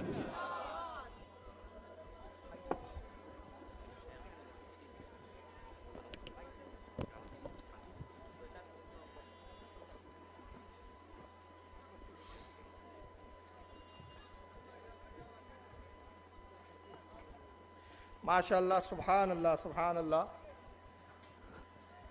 سرکار معین ملت شہزاد رسول، خاندان رسول کے مہکتے چہکتے خوشبودار پھول حضرت علامہ مولانا سید معین الدین اشرف صاحب قبلہ دامت برکاتہم القدسیہ، شہزادہ شہید راہ مدینہ، حضرت کی تشریف آوری ہوئی. اور بلا مبالغہ میں حقیقت پر مبنی یہ بات عرض کر رہا ہوں کہ حضرت کے چہرے کو جب بھی میں دیکھتا ہوں دل سے دعا نکلتی اور بہت خوشی ہوتی ہے. ناگپور میں بھی میں حضرت کا اکثر ذکر کرتا ہوں، اور باخدا اب حال یہ ہے، میں ناگپور کی بات بتاؤں کہ ہمارے یہاں کی عوام حضرت کو بلانے کے لیے بے چین ہے. اب ایسی تیاری اور کوشش میں ہم لوگ انشاءاللہ آپ لوگ دعا فرمائیں کہ ایک بہت بڑی کانفرنس ہو جس میں حضرت کو بالکل مہمان خصوصی کے طور پر ہم مدعو کر پائیں. اس لیے کہ حضرت کی ذات یہ ہے، میں بلا مبالغہ عرض کر رہا ہوں، یہ نہیں کہ حضرت بیٹھے ہیں اس لیے کہہ رہا ہوں، بہت سارے لوگ یہاں گواہ ہے کہ میں حضرت کے پیچھے بھی یہ بات کہتا ہوں. اس وقت اہل سنت میں حضرت کی ذات ایسی ہے بلا مبالغہ کہ ہم کام کرنے والوں کے لیے ایک جذبہ ملتا ہے، ہمیں ایک انرجی ملتی ہے، ایک پاور ملتا ہے. جس انداز میں آج حضرت ایک کام کر رہے ہیں اس وقت، اہل سنت میں قابل تعریف بھی اور ہمارے لیے یہ بالکل مضبوط راہوں کو مضبوط کرنے والا کام ہے۔ اللہ کی بارگاہ میں دل کی گہرائیوں کے ساتھ دعا گو ہوں، آپ سب آمین کہیں کہ پروردگار حضرت کی عمر میں بہت برکت عطا فرمائے، عمر خضر عطا فرمائے، اور حضرت کے فیوز و برکات سے مجھے اور آپ سب کو یوں ہی مالا مال فرماتا رہے۔ تو میں عرض کر رہا تھا کہ اگر آپ تعویل سے کام نہیں لیں گے تو پھر کیا ان عقائد کو بھی بے عین ہی آپ اس طرح قبول کریں گے؟ اب بتائیے، اگر کوئی کہے کہ ہم تعویل نہیں کریں گے، ذرا تصور کریں، اگر مولانا معراج ربانی کی بولی میں کوئی کہے کہ بھائی نہیں، ہم حدیث ہو یا قرآن ہو جیسا جو لفظ آیا ویسا ہی مانیں گے، ہم تعویل نہیں کریں گے، تو کل کیا اہل تشیع حضرات کو ہم یہ جواب دے پائیں گے؟ وہ کہیں گے کہ ہم اس مذہب کو کیوں مانیں جس کی بخاری یہ کہتی ہو کہ اللہ کا پیر جہنم میں ہے، معاذ اللہ استغفر اللہ؟ تو آپ کو کہنا پڑے گا کہ نہیں جناب، یہاں پیر سے مراد اللہ کا قدم اور پیر نہیں ہے، یہاں تعویل بیان کی جائیں گی، علماء شارعین حدیث کی شرحیں دیکھی جائیں گی کہ کیا انہوں نے اس کا مفہوم بیان کیا، وہ دیکھا جائیں گا۔ یہی وجہ ہے کہ ہمارے علماء اہل سنت نے واضح طور پر فرمایا کہ اللہ تعالیٰ جسم سے پاک ہے۔ چنانچہ آئیے، میں عقائد کی بڑی مشہور کتاب جو اکثر مناظروں میں پیش کی جاتی ہے، شرح العقائد، جس کے لکھنے والے حضرت امام سعد الدین تفتزانی رحمۃ اللہ تعالیٰ علیہ ہیں، ان کی شرح العقائد ہے، صفحہ نمبر اس کا 58 ہے۔ امام سعد الدین تفتزانی فرماتے ولا جسم لعنہ مترقب ومتاحز وذالک امارۃ الحدوث، کہتے ہیں کہ اللہ جسم نہیں ہے، اللہ تعالیٰ جسم نہیں ہے، وہ جسم سے پاک ہے۔ اس لیے دیکھیں بڑی بنیادی بات کی انہوں نے امام سعد الدین تفتزانی نے، اس لیے کہ جسم مرکب ہوتا ہے، مرکب یعنی شن مٹیریل سے بنتا ہے، جیسے انسان ایک جسم ہے، ہمارا جسم ہے، تو آپ کا میرا جسم کن چیزوں سے مل کر بنا ہے؟ 4 چیزوں سے، پانی، پہلے مٹی، پھر پانی، ہوا اور آگ، 4 چیزیں تھی تو یہ مرکب تیار ہوئے، 4 مرکبات تھے تو ایک انسانی مرکب تیار ہوا۔ اگر اللہ کا جسم مان لیا جائے تو مٹیریل ماننا پڑے گا، اور مٹیریل کا وجود پہلے ہوگا اور وجود خدا بعد میں تسلیم کرنا پڑے گا، نعوذ باللہ من ذالک، جو عقیدہ توحید کے سراسر خلاف ہوگا۔ دیکھیے، پہلے مٹی تھی کہ پہلے انسان تھا؟ بولے، پہلے مٹی تھی، پہلے آگ تھی، پہلے پانی تھا، پہلے ہوا تھی۔ 4 چیزوں کا مرکب اللہ رب العزت نے اپنی قدرت کاملہ سے یکجا کیا، پھر روح ڈالی، انسان پیدا ہو گیا، انسان کی تخلیق ہو گئی۔ مٹی تھی، انسان بنا، تو اگر اللہ کو جسم مان لیا جائے نعوذ باللہ من ذالک، تو ماننا پڑے گا خدا کی ذات بعد میں ہوئی، پہلے مٹیریل تھے، اور پھر مٹیریل تھے تو ان مٹیریلوں کو کس نے پیدا کیا؟ وہ کون سی ذات تھی جس نے ان مٹیریلوں کو پیدا کیا؟ تو ماننا پڑے گا سب سے پہلی ازلی اور ابدی کسی کی ذات ہے تو رب کی، اور وہ جسم اور جسمانیات مٹیریل سے پاک ہے۔ اور آگے پھر اس کی وضاحت اور اچھے الفاظوں میں کر دی، وَذَلِكَ امارۃ الحدوث، اس لیے کہ اگر اللہ کو جسم مان لیا جائے تو یہ حدوث کی علامت ہے، حادث ہونے کی علامت ہے۔ حادث کس کو کہتے ہیں؟ حادث وہ ہوتا ہے کہ جو پہلے نہیں تھا، پھر وجود ہوا اور وہ ختم بھی ہو جائیں گے۔ جیسے ہماری ذات حادث ہے، ہم پہلے تھے، بولیے، اللہ نے اپنی قدرت سے ہمارے وجود کو وجود بخشا، اب جب تک چاہیں گا ہم رہیں گے، اور جب چاہیں گا ہمارے وجود کو فنا فرما دے گا۔ تو حادث وہ ہوتا ہے جو پہلے نہیں ہوتا، ایک وقت ہوتا ہے اور فنا بھی ہوتا ہے وہ، لیکن رب تبارک و تعالی ہمیشہ سے تھا۔ ایسا نہیں ہے کہ اس کی ذات کبھی نہ رہی ہو، اس کا عدم محال ہے، یہ ہو ہی نہیں سکتا کہ خدا رہا نہ ہو، وہ ہمیشہ سے تھا۔ بس یہ عقیدہ ہے، کب سے تھا، کیا تھا، یہ فضول باتیں نہیں کرتے ہم، جتنا بتا دیا اس پر ہمارا ایمان ہے کہ وہ ہمیشہ سے تھا، ہمیشہ ہے، ہمیشہ رہے گا، اس کی ذات کو فنا نہیں۔ لیکن جسم کو فنا ہے، جسم پیدا ہوتا ہے اور فنا ہوتا ہے، اسی لیے ماننا پڑے گا کہ رب تبارک و تعالی جسم سے پاک ہے۔ حضرت امام ربانی شیخ احمد سرہندی رحمۃ اللہ تعالیٰ علیہ، جن کو دنیا مجدد الفسانی کے نام سے یاد کرتی ہے، اپنے زمانے کے عظیم مجدد ہے، ان کی بڑی مشہور مکتوبات کئی جلدوں میں ہے، جس کی جلد نمبر 3 صفحہ 63 ہے۔ امام ربانی فرماتے او تعالی الصفات واللوازم وجواہر واجسام واعراض منزعات، کہتے اللہ تعالیٰ صفات لوازم، جوہر، اجسام اور اعراض ہونے سے پاک ہے، یعنی وہ جوہر نہیں ہے، وہ جسم نہیں ہے، جسم سے پاک، جوہر ہونے سے پاک۔ جوہر اس بنیادی مٹیریل کو کہتے ہیں جس سے دوسرے مٹیریل کو وجود ملتا ہے. جیسے پانی کا قطرہ ایک، یا جیسے نطفہ ایک جوہر ہے، اس سے انسان کی تخلیق ہوئی. اللہ جوہر نہیں ہے، اجسام نہیں ہے، جسم نہیں ہے، اعراض سے پاک ہے. اعراض مطلب لمبا چوڑا اونچا لمبا، یہ انسان کے وجود ہوتا ہے. مخلوق میں یہ ہوتا ہے کہ یہ اونچا ہے، یہ لمبا ہے، یہ چوڑا ہے، یہ چپٹا ہے، یہ اونچا ہے. لیکن رب تبارک و تعالیٰ ان تمام چیزوں سے پاک ہے. تو بہرحال ائمہ کا عقیدہ یہ ہے کہ اللہ تعالیٰ جسم سے پاک ہے. لیکن دوسرے فرقے کے لوگ بنام اہل حدیث، نام نہاد اہل حدیث، اللہ کے جسم کو مانتے ہیں. اور صرف جسم کو مانتے ہی نہیں بلکہ یہ بھی معاذ اللہ عقیدہ رکھتے ہیں کہ اللہ تعالیٰ کی شکل و صورت ہے، اور وہ جب چاہتا اپنی صورت بدل بھی دیتا ہے، ایک صورت پر قائم نہیں رہتا. اندازہ لگائیے کہ کتنا بڑا شرک ان کے یہاں خود پنپ رہا ہے، اور یہ پوری دنیا کو مشرک کہنے میں لگے ہوئے. آئیے دیکھیے، کتاب میں حوالے میں پیش کر دوں، ہدیۃ المہدی سے میں یہ حوالہ دے رہا ہوں آپ کو، جلد نمبر اس کی 1 صفحہ نمبر 7. مولوی وحید الزما صاحب جو ان کے عالم اس جماعت کے، وہ کہتے ہیں وَالظَّهُورُ فِي أَيِّ صُورَةٍ شَاءَ، اور وہ جب چاہتا ہے، جس صورت میں چاہتا ہے ظہور فرماتا ہے، جس صورت میں چاہے وہ ظہور فرماتا ہے. مطلب صرف ایک شکل اس کی برقرار نہیں رہتی، جیسی چاہے ویسی صورت وہ تبدیل کر سکتا ہے. یعنی دوسرے لفظوں میں معاذ اللہ یہ کہنا چاہ رہے ہیں کہ انسانی شکل و صورت سے بھی وہ الگ ہے، اور بھی صورتیں ہو سکتی ہے. گویا معاذ اللہ جانور کی بھی صورت میں ہو سکتا ہے، اور کسی صورت میں ہو سکتا ہے.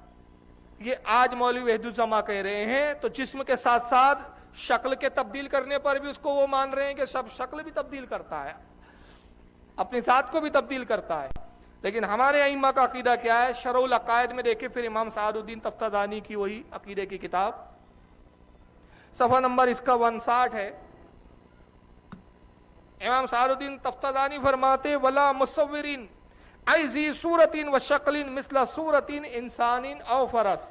کہتے ہیں کہ اللہ مصور نہیں، یعنی اس کی کوئی شکل و صورت نہیں، وہ شکل و صورت والا نہیں ہے، اس کی کوئی شکل نہیں ہے کہ آپ تصور کریں ایسا دکھتا ہوں گا، ایسی شکل ہوں گی، ایسی ناک، ایسے ہونٹ، ایسے کان. جی نہیں، وہ شکل و صورت سے پاک. اور پھر مثال دیتے ہیں کہ جیسے کہا جاتا ہے انسان کی صورت، گھوڑے کی صورت، کہتے ہیں نا میں ہاں یہ انسان کی شکل ایسی ہے، گھوڑے، مثال دی انہوں نے. تو اس طرح اس کے تعلق سے نہیں کہا جا سکتا، وہ شکل و صورت سے ہی پاک ہے. تو یہ سب سے پہلا عقیدہ تو باطل یہ بنایا کہ اللہ کا جسم مانا. اور جب جسم مانا تو اس جسم کے اعتبار سے پھر کہا کہ اللہ اپنے جسم کے ساتھ عرش پر بیٹھا ہوا ہے. یہ لفظ بیٹھنا انہوں نے استعمال کیا. اس تعلق سے میں سب سے پہلے ان کے جو دلائل میں ایک چیز پیش کر رہا ہوں جس کو سب سے بڑی دلیل مانتے ہیں. وہ کہتے ہیں کہ صاحب یہ اس چیز کا ذکر کہ اللہ عرش پر بیٹھا ہوا ہے یا عرش پر مستوی یا جلوہ گر ہے، یہ قرآن سے ثابت ہے، اور قرآن میں بہت جگہ الگ الگ الفاظوں میں آئے ہیں. میں ایک آیت یہاں پیش کر رہا ہوں.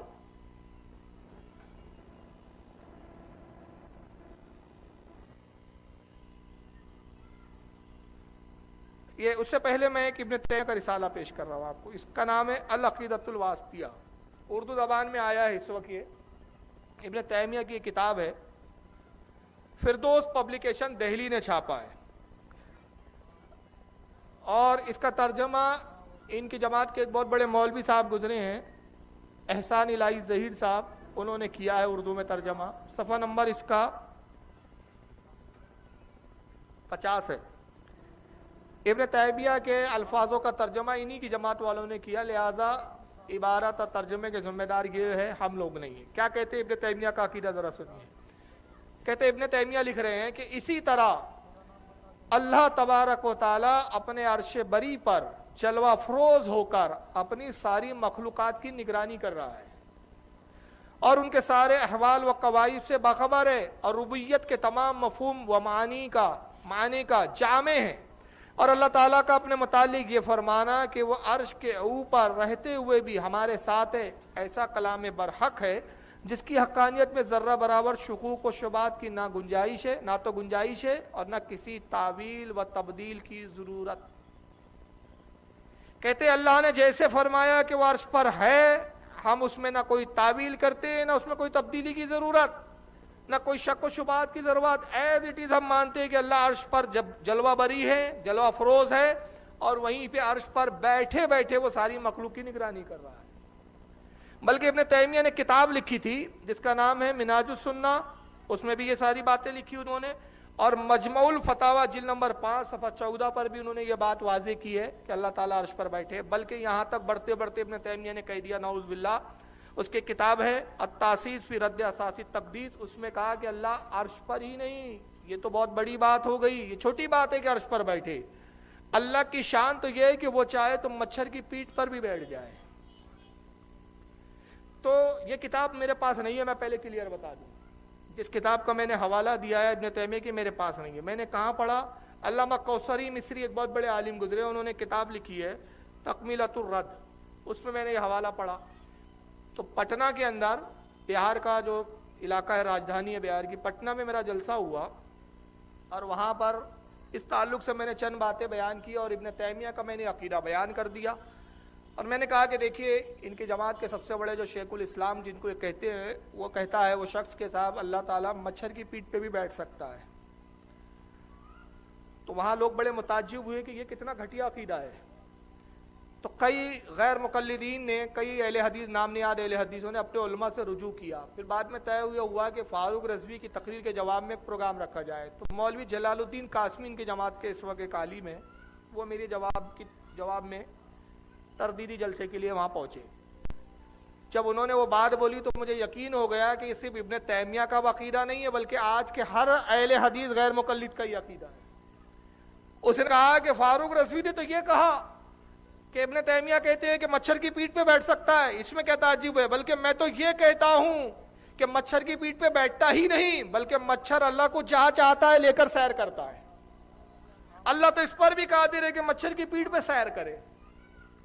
اس کے 2 مہینے بعد پھر مجھے دوبارہ بلایا گیا، تو میں نے اس میں اس کا جواب دیتے ہوئے عرض کیا، وہی بات میں یہاں عرض کر رہا ہوں تاکہ ریکارڈ میں آ جائے یہ بات۔ میں نے کہا کتنا باطل عقیدہ اور کتنے تعجب کی بات ہے، یہ اللہ کی قدرت بتا رہے ہیں اور کہہ رہے ہیں کہ اللہ قادر ہے کہ مچھر کی پیٹھ پہ بیٹھ کے دنیا کی سیر کرے۔ میں نے کہا کتنے بڑے جاہل ہے یہ لوگ، ارے اس تو اللہ عاجز ٹھہرا، قدرت والا تو مچھر ہو گیا کہ اللہ کو لے کر گھوم رہا۔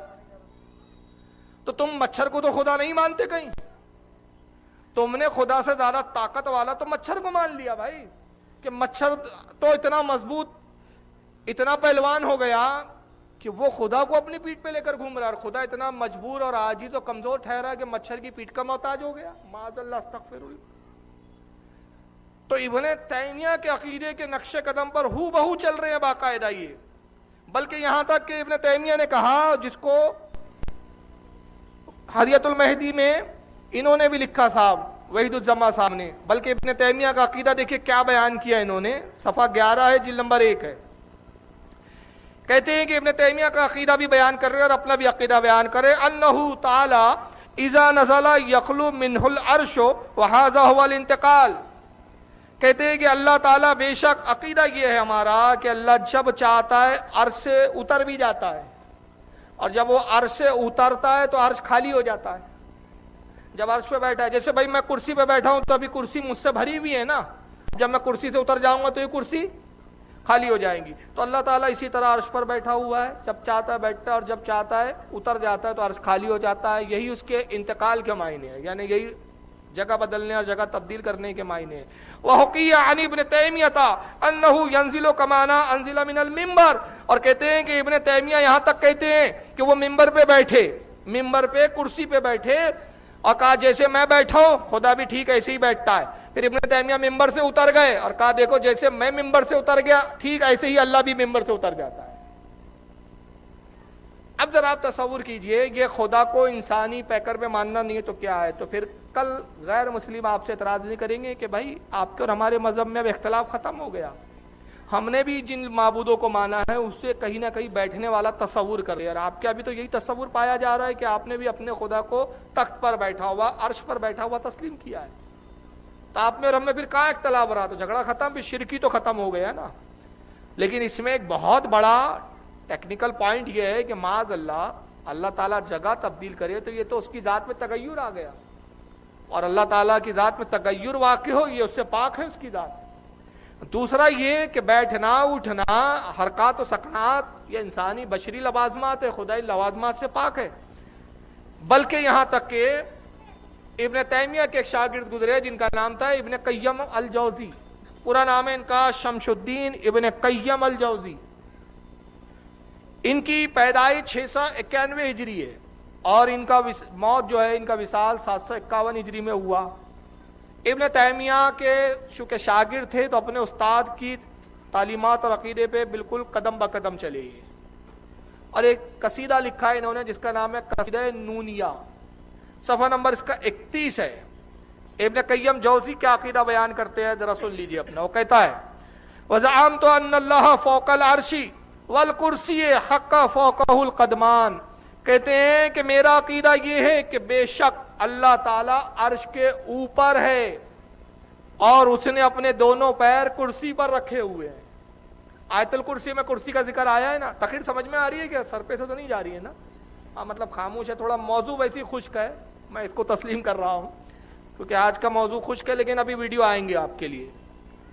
लेकिन ये अकीदे की खास बुनियादी चीज़ें हैं जिसको हमको समझने की आज ज़रूरत है। ये चीज़ हम जब समझेंगे इंशाअल्लाह तो बातिल फ़िरका जो हमारे मध्य मुकाबिल अभी आया इस वक्त बड़ी ताकत और क़ुव्वत के साथ, उसके अकीदे हमारे समझ में आएंगे और इंशाअल्लाह हम उनके बातिल अकीदों से भी महफूज हो पाएंगे।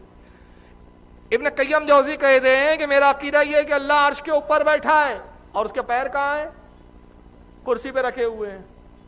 तो खुदा को पूरा एक इंसानी पैकर में माना है। अब यही मौलवी तौसीफ रहमान साहब कहते हैं, जरा सुनिए उनकी वीडियो। मालिक तो कहता है अगर मेरे अलावा कोई और इलाह होता तो वो अर्श पे चढ़ने के लिए जरूर रास्ता कोई सीढ़ी तलाश कर लेता। जो अर्श पे होता है वो रब है और जो अर्श पे पहुंच जाए ना कोई आयत बदल सकता है, ना इजाफा कर सकता है, ना कमी कर सकता है। इस कुरान की हिफाजत करने वाला अपने अर्श पर मुस्तवी अल्लाह है। जो खुदा होता है वो अर्श पर होता है और जो खुदा पे आ जाए, अर्श पर आ जाए, वो भी खुदा हो जाए। इनके नजदीक अर्श पर बैठना ही खुदा की सिफत है और हमारे नजदीक बैठना खुदा की सिफत ही नहीं है। बैठना तो मजबूरी की दलील है, आजिज होने की दलील है, थकने की दलील है। बैठता तो वो है ना जो थक जाता है कि नहीं? लेटता कौन है, सोता कौन है, बैठता कौन है? जो थक जाता है। और अल्लाह ताला थकता है, पाक है।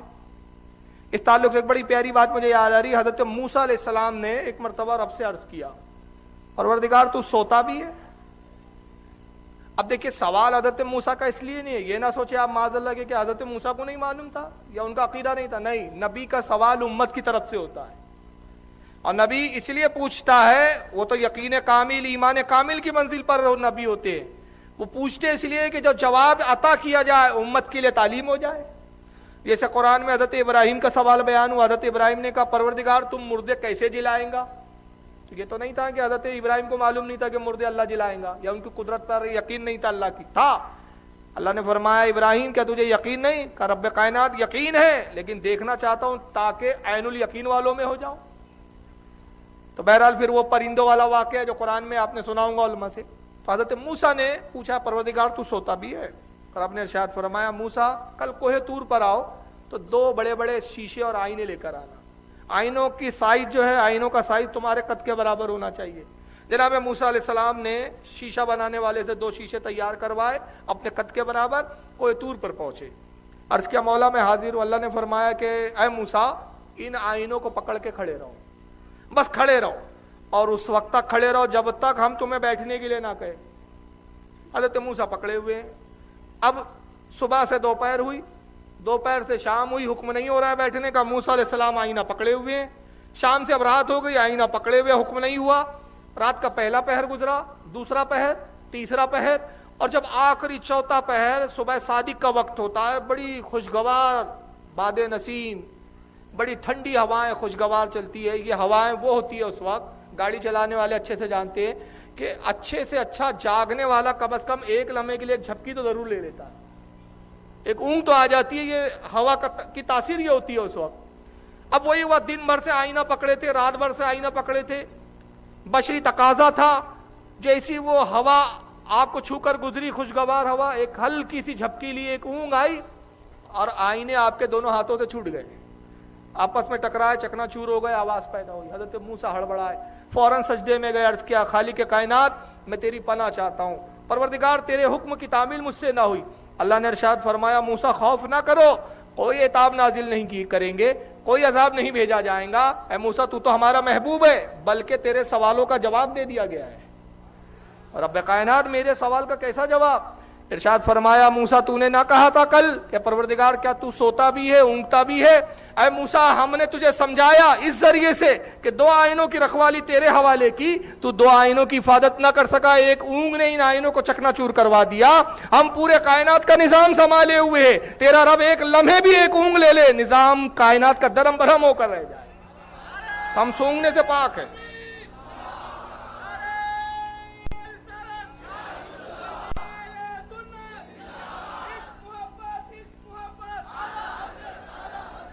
اور اسی کو آیت الکرسی میں اللہ نے فرمایا کہ وہ اونگنے اور سونے سے پاک ہے۔ اب بتائیے جو اونگنا ایک چھوٹی کیفیت ہے، چھوٹی اتنے کمزوری سے بھی جو پاک ہو ذات، یہ کتنا بڑا عیب لگانا ہے اس پہ کہ آپ نے اس کو پورا کا پورا عرش پر بٹھا کے رکھ دیا ہے معاذ اللہ، اور کہا کہ صاحب بیٹھا اور کرسی پہ پیر رکھے ہوئے، کرسی پہ پیر کو ٹیک کے رکھا ہوا ہے معاذ اللہ۔ تو خدا کی ذات کو آپ نے محدود کیا کہ نہیں کیا؟ اس لیے کہ عرش بھی تو محدود ہے نا، اور عرش پر جب خدا کو اگر جلوہ گر یا بیٹھا ہوا مان لیا جائے تو نعوذ باللہ من ذالک کے الزام آئے گا کہ آپ نے خدا کو بھی محدود کر دیا ہے۔ لیکن اب یہ ساری گفتگو چل رہی ہے، ہو سکتا ہے کہ کل آپ کو کوئی غیر مقلد نام نہاد اہل حدیث قرآن کھولے اور کہے کہ صاحب دیکھیے فاروق رضوی نے کل پوری فضول باتیں کی، ہمارا یقین اور ایمان تو قرآن پہ ہے نا بھائی، تو قرآن میں تو موجود ہے اللہ بیٹھا ہوا ہے۔ آپ پوچھیں گے کہاں، تو وہ بہت ساری آیتیں رکھ دیں گا جس میں ایک مشہور آیت کریمہ ہے، وہ یہ ہے، ذرا یہ سن لیجئے، لیکن اس سے پہلے یہ 2 ویڈیو اور سن لیجئے، پھر میں وہ آیت ان کی جو دلیل ہے ان کی وہ بعد میں آتا ہوں۔ توصیف الرحمان صاحب کو بھی آپ نے سنا کہ جو رب ہوتا ہے وہ عرش پر سیڑھی لگا کے آ سکتا ہے۔ مولانا معاف کر دیں گا، مولانا بول دیا میں نے، ڈاکٹر ذاکر نائک صاحب کو سن لیجئے، ہاں وہ غلطی سے نکل گیا بھائی، ابھی ان کے ستارے بڑے خراب چل رہے ہیں۔ سنیے نائک صاحب کیا کہتے ہیں۔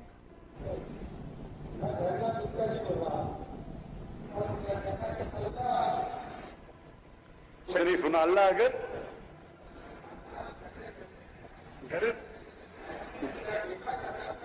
اللہ کدھر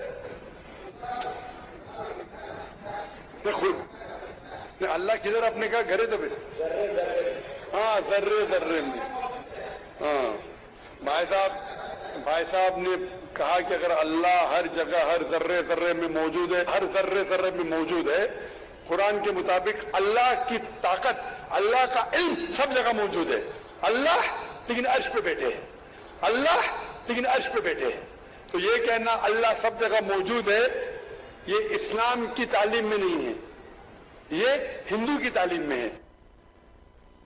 دیکھیں وہ ایک شخص نے سوال کیا اور سوال کرنے والا غیر مسلم ہے، کیونکہ غیر مسلموں کا عقیدہ ہے کن کن میں شنکر، کن کن میں بھگوان ہے، بول دیتے ہیں وہ لوگ، لیکن اسلام کا ہمارے عقیدہ یہ نہیں ہے، اہل سنت و جماعت کا نہیں ہے۔ بہرحال اس نے غیر مسلم نے پوچھا کیا اللہ ذرے ذرے میں ہے؟ تو ڈاکٹر ذاکر نائک نے پھر جواب میں کہہ دیا، کہا کہ نہیں اللہ ذرے ذرے میں نہیں ہے، ہر جگہ نہیں ہے، اللہ کا علم ہر جگہ ہے، اللہ کی طاقت ہر جگہ ہے، اللہ لیکن عرش پر بیٹھے ہوئے ہیں۔ بیٹھے ہوئے کہاں ہیں وہ؟ عرش کے اوپر بیٹھے ہوئے ہیں۔ یہ کیا وہ پورے غیر مقلدین کو میں کہہ رہا ہوں، دعوت دے رہا ہوں، کیا وہ بتا سکتے ہیں کہ وہ گھڑی کون سی تھی جب وہ بیٹھے تھے؟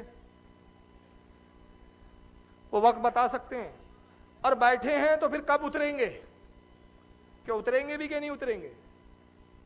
اب اگر یہ کہیں گے نہیں بیٹھے تو بیٹھے ہی رہیں گے تو ہم کہیں گے دیکھو تب بھی عیب آ گیا کہ اللہ کو آپ نے عاجز مانا، کمزور مانا کہ اترنے پر قادر نہیں، اور آپ کہیں نہیں قادر ہے اتر جائیں گے بعد میں، تو کہیں گے پھر ہمارا الزام آ جائے گا کہ اتر جائیں گے تو ذات پہ تغیر آ جائے گا۔ تو یہ ایک ایسا عقیدہ ہے بالکل سانپ کے منہ میں چھچندر کی مانند، اگلتے بنے نہ نگلتے بنے۔ معراج ربانی صاحب نے اس پہ بڑی تفصیل سے بات کی، ذرا ان کی بھی سن لیجیے۔ اللہ کی کوئی مثال بیان نہیں کی جا سکتی ہے، وہ اپنی شان اپنی عظمت کے جیسے لائق ہے، اس طرح سے اس کی یہ تمام سب چیزیں ہیں، یہ ہمارا ایمان اور عقیدہ ہے، لیکن وہ کیسے ہیں یہ ہمیں اس کا پتہ نہ اللہ نے بتلایا، نہ رسول نے بتلایا، نہ صحابہ نے بتلایا، نہ ائمہ نے بتلایا، بلکہ سب اسی طرح سے ایمان لاتے رہے جس طرح نبی کریم صلی اللہ علیہ وسلم کا ایمان تھا کہ اللہ عرش پر ہے، صحابہ کا ایمان تھا کہ اللہ عرش پر ہے، تابعین کا ایمان تھا کہ اللہ عرش پر ہے. اسی طرح آج بھی اہل الحدیث والسنہ اسی بات پر ایمان رکھتے ہیں کہ اللہ عرش پر ہے، اللہ ہر جگہ موجود نہیں. اب دیکھیں ہر جگہ کے بارے میں پہلے واضح کر لوں، ہم اہل سنت و جماعت کا بھی عقیدہ نہیں ہے کہ اللہ ہر جگہ ہے، اس لیے کہ جتنی جگہیں ہیں وہ بھی حادث ہے، پہلے جگہ تھی نہیں، اللہ نے ان کو پیدا کیا ہے نا، اور جتنی جگہیں ہیں وہ سب مخلوق ہے، اور رب تبارک و تعالیٰ مخلوق میں سمانے سے پاک ہے. تو ہمارا عقیدہ نہیں ہے. اس لیے علامہ مفتی احمد یار خان نعیمی رحمۃ اللہ علیہ نے جعل حق میں بڑے واضح لفظوں میں کیا، جس کو دیوبندی نہیں سمجھ سکے، اعتراض کرنے لگے. انہوں نے کہا ہر جگہ ہونا، ہر جگہ رہنا اللہ کی شان نہیں بلکہ یہ رسول اللہ کی شان ہے. کیوں؟ جگہ مخلوق ہے، اور مخلوق میں سب سے افضل ذات کس کی ہے؟ اور رسول اللہ کی. تو آقا کا حق ہے کہ وہ ہر جگہ موجود رہے. اللہ جگہ سے پاک، اللہ مخلوق میں سانے سے پاک، کیونکہ اللہ محدود نہیں، جگہیں محدود ہے. کوئی بھی جگہ ہو آخر اس کی ایک لمٹ ہے، ایک حد ہے، حد سے پرے کوئی جگہ نہیں ہے. تو ہمارا یہ عقیدہ نہیں ہے. لیکن بہرحال یہ خاموخواہ چیخ رہے ہیں اور کہہ رہے ہیں کہ ہر جگہ نہیں ہے. تو ہم نے کب کہا جگہ؟ ہم کہتے ہیں جگہ سے ہی پاک ہے. جب جگہ نہیں تھی تب بھی وہ موجود تھا، اور جب ساری جگہوں کو فنا کر دیں گا تب بھی وہ موجود رہے گا. ہمارا یہ عقیدہ ہے. لیکن یہ کہہ رہے کہ یہ اللہ کے رسول کا عقیدہ یہ ہے، حالانکہ دلیل میں ایک آیت انہوں نے حدیث پیش نہیں کی، کہا یہ صحابہ کا عقیدہ ہے. بہرحال اس پر تو بعد میں گفتگو ہوں گی. لیکن اب دلیل کے نام پر ان کے پاس کیا ہے؟ تو قرآن کی آیت پیش کی جاتی ہے بڑے شد و مت کے ساتھ. آئیے میں انہی کا ترجمہ قرآن پیش کر رہا ہوں، انہی کے یہاں سے چھپا ہوا، اور وہ آیت پیش کر رہا ہوں جو ان کی سب سے بڑی دلیل ہے اللہ کے عرش پر ہونے کے تعلق سے. یہ جناب مولوی وحید الزمان حیدرآبادی غیر مقلدوں کے جو علامہ ہیں، جن کی ہدیۃ المہدی ابھی ہم پیش کر رہے تھے بار بار، ان کا ترجمہ ہے. اس کے بعد جوناگڑھی صاحب کا ترجمہ ہے جو حاجیوں کو، حجاج کو مفت میں دیا جا رہا ہے. پارہ نمبر 11 ہے، سورہ یونس ہے، اور آیت نمبر اس کی 3 ہے. اللہ ارشاد فرماتا ہے ان ربکم اللہ الذی خلق السماوات والارض فی 6 ایام ثم استوى علی العرش یدبر الامر. اب وحید الزمان صاحب نے جو ترجمہ کیا، میں ان کا منوان ترجمہ بیان کر رہا ہوں، ریڈ لائن سے انڈر لائن کیا ہوا ہے جو آپ کو نظر آ رہا ہوں گا مانیٹر پہ. کہتے لوگوں بے شک تمہارا مالک اللہ ہے جس نے 6 دن میں آسمان اور زمین کو بنایا، پھر اپنے تخت پر بیٹھا. دنیا کا انتظام وہیں بیٹھے بیٹھے کر رہا ہے. یعنی انہوں نے تو بالکل واضح کر دیا اس ترجمہ قرآن سے کہ ان کا بالکل یہی عقیدہ ہے کہ اللہ عرش پر بیٹھا ہے اور بیٹھے بیٹھے انتظام کر رہا ہے. اب ذرا آئیے آیت کے ایک لفظ پہ ترجمہ کریں. اگر یہی مفہوم لیا جائے قرآن کیا جو یہ پیش کرنا چاہ رہے ہیں کہ بے شک لوگوں تمہارا مالک اللہ جس نے 6 دن میں آسمان اور زمین کو بنایا، پڑھنے والے قارئین کا ذہن کیا جائیں گا؟ اللہ نے 6 دن میں زمین آسمان بنائے، پھر تخت بنایا یعنی عرش بنایا، پھر بیٹھ گیا. تو معاذ اللہ وہ سوچنے لگے گا کہ کہیں ایسا تو نہیں کہ 6 دن کے بعد عرش بنا کر بیٹھنے کی ضرورت پڑی تو زمین اور آسمان بناتے بناتے وہ تھک گیا تھا. یہی بات آئیں گی نا ذہن میں. اور پھر 6 دن میں زمین و آسمان کی تخلیق کے بعد ایسا تھکا کہ اب تک اٹھا نہیں ہے، وہیں بیٹھے بیٹھے دنیا کا کام چلا رہا ہے، اسی تخت پر بیٹھا ہوا ہے اب تک. اب سوال یہ ہے، ایک سوال جس کا جواب دے دے. اگر قرآن کی مراد یہی ہے جو یہ ترجمہ بیان کر رہے، تو یہاں پہ ایک صاف واضح لفظ آیا ثم استوى علی العرش، پھر وہ عرش پر بیٹھا. بقول ان کے ثم ایک دوسری کیفیت کو، منتقل والی کیفیت کو بیان کر رہا ہے. ثم لفظ کب آتا ہے؟ پہلی کیفیت سے دوسری کیفیت کی طرف کوئی بات منتقل ہو رہی ہو یا کوئی چیز منتقل ہو رہی ہے تو ثم کا لفظ استعمال ہوتا ہے. جیسے میں کہوں گا بھائی میں ٹرین میں بیٹھا پھر بمبئی آیا، مطلب آپ سمجھ گئے کہ پہلے میں بمبئی میں نہیں تھا، کہیں اور تھا، پھر یہ آئے. تو یہ پھر جو ہے پہلے کی بات کی دوسری کیفیت کو ظاہر کرتا ہے. ثم استوى علی العرش، پھر وہ عرش پر بیٹھا. تو جب عرش بنایا تو بیٹھا، جب عرش نہیں تھا تو وہ کہاں تھا؟ یہ سوال آئے گا کہ نہیں؟ جب عرش نہیں تخلیق کیا تھا تو کیا معاذ اللہ اہل حدیث عرش کو بھی اللہ کی ذات کے ساتھ ازلی اور ابدی مانتے ہیں؟ اور اگر وہ کہتے ہیں کہ نہیں یہ بھی پہلے سے ہی ہے تو پھر ہمارا جواب یہ ہوگا اور ہمارا اعتراضی جواب یہ ہوگا، الزامی جواب ہم یہ دیں گے کہ اگر پہلے سے ہی عرش تھا تو معاذ اللہ آپ سے بڑا کون مشرک ہوا کہ خدا کی ذات میں آپ نے عرش کو بھی شریک مانا؟ اور آپ کہیں گے کہ نہیں صاحب عرش تو ازلی ابدی نہیں ہے، پہلے سے تھا نہیں، تو ہم کہیں گے پہلے جیسے عرش سے پاک تھا اب کیوں نہیں ہے؟ اب کون سی ضرورت پڑ گئی بھائی؟ سب سے پہلی بات سن لیجئے، دو باتیں علماء کرام واضح طور پر فرماتے ہیں کہ یہ آیت متشابہ ہے۔ کیا ہے؟ متشابہ۔ اور متشابہ آیت کیا ہوتی ہے؟ متشابہ آیت ان آیتوں کو کہتے ہیں، قرآن میں دو طرح کی آیتیں ہیں، آیت محکمات اور آیت متشابہات۔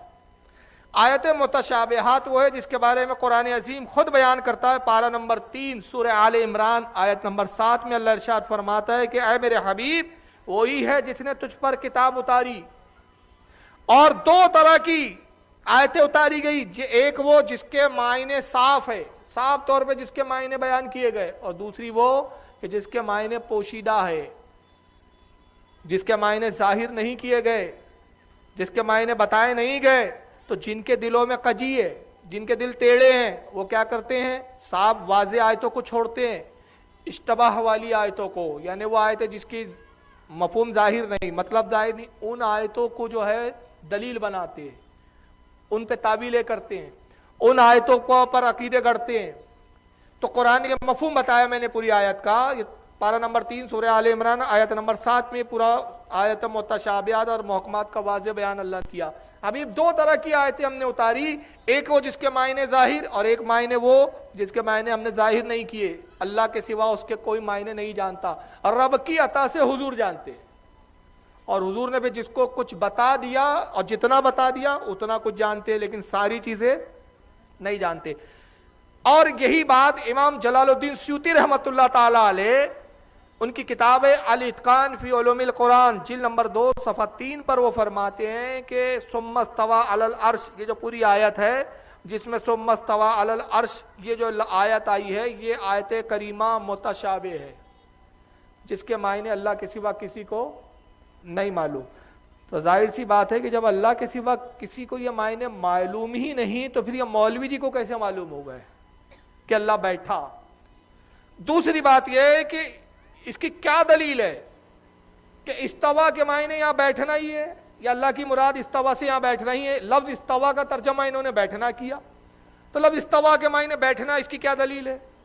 اس کی دلیل دیجیے آپ قرآن و حدیث سے، یا کم از کم لغت سے، کون سی لغت ہوئے استوا کے معنی بیٹھنا ہے؟ یاد رکھیے عربی زبان کی جتنی لغت ہے کسی میں بھی استوا کے معنی بیٹھنا نہیں کیے گئے، بلکہ استوا کے معنی لیے وسعت دینا، پھیلانا، قابو میں رکھنا، اس پر قدرت پانا، اقتدار میں رکھنا، یہ بہت سارے معنی، اس میں سے کسی نے بھی یہ معنی نہیں بیان کیے کہ استوا کے معنی بیٹھنا ہوتے ہیں، لیکن انہوں نے واضح طور پر استوا کے معنی، اور اگر بالفرض کسی لغت میں یہ معنی نکل بھی آئے کہ استوا کے معنی دیکھیے ایک لغت میں بیٹھنا بھی ہوتے ہیں، کیونکہ عربی زبان میں بڑی وسعت ہے، لیکن سوال یہ ہے کہ قرآن میں جب استوا آیا ہے تو یہاں اللہ کی مراد بیٹھنا ہی ہے، یہ آپ کو کیسے پتا چلا؟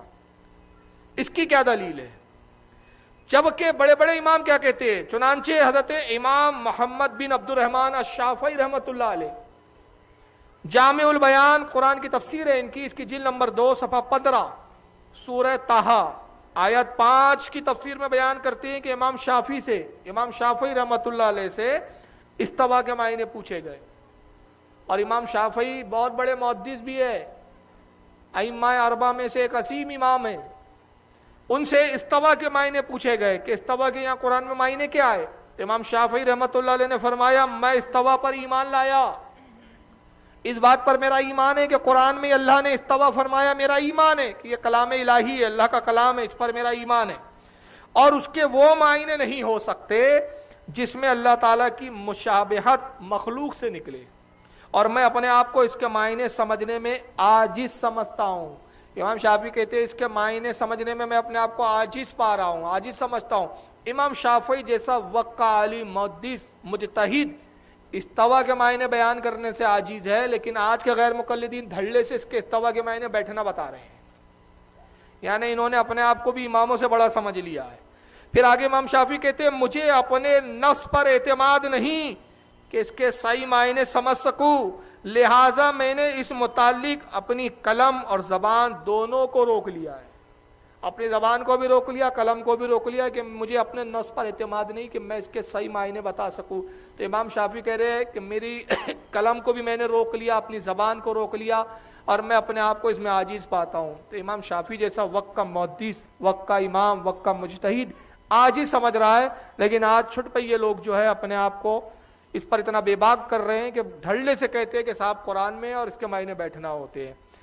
یہ رسالہ کشیریہ ہے، حضرت امام ابو القاسم کشیری رحمۃ اللہ علیہ کا بڑا مشہور تصوف کی کتاب ہے۔ یہ 456 ہجری میں ان کا انتقال ہوا، ابن تیمیہ سے بہت پہلے۔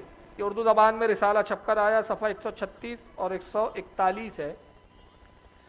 امام کشیری رحمۃ اللہ علیہ فرماتے ہیں کہ میں نے امام ابو بکر محمد بن الحسن بن فورق رحمۃ اللہ علیہ متوفا 406 ہجری سے سنا، فرماتے تھے کہ میں نے ابو عثمان مغربی کے خادم محمد بن محبوب سے سنا، انہوں نے کہا کہ مجھ سے ایک دن ابو عثمان مغربی نے سوال کیا، اے محمد اگر تجھ سے کوئی پوچھے کہ تیرا معبود کہاں ہے تو کیا جواب دوں گے؟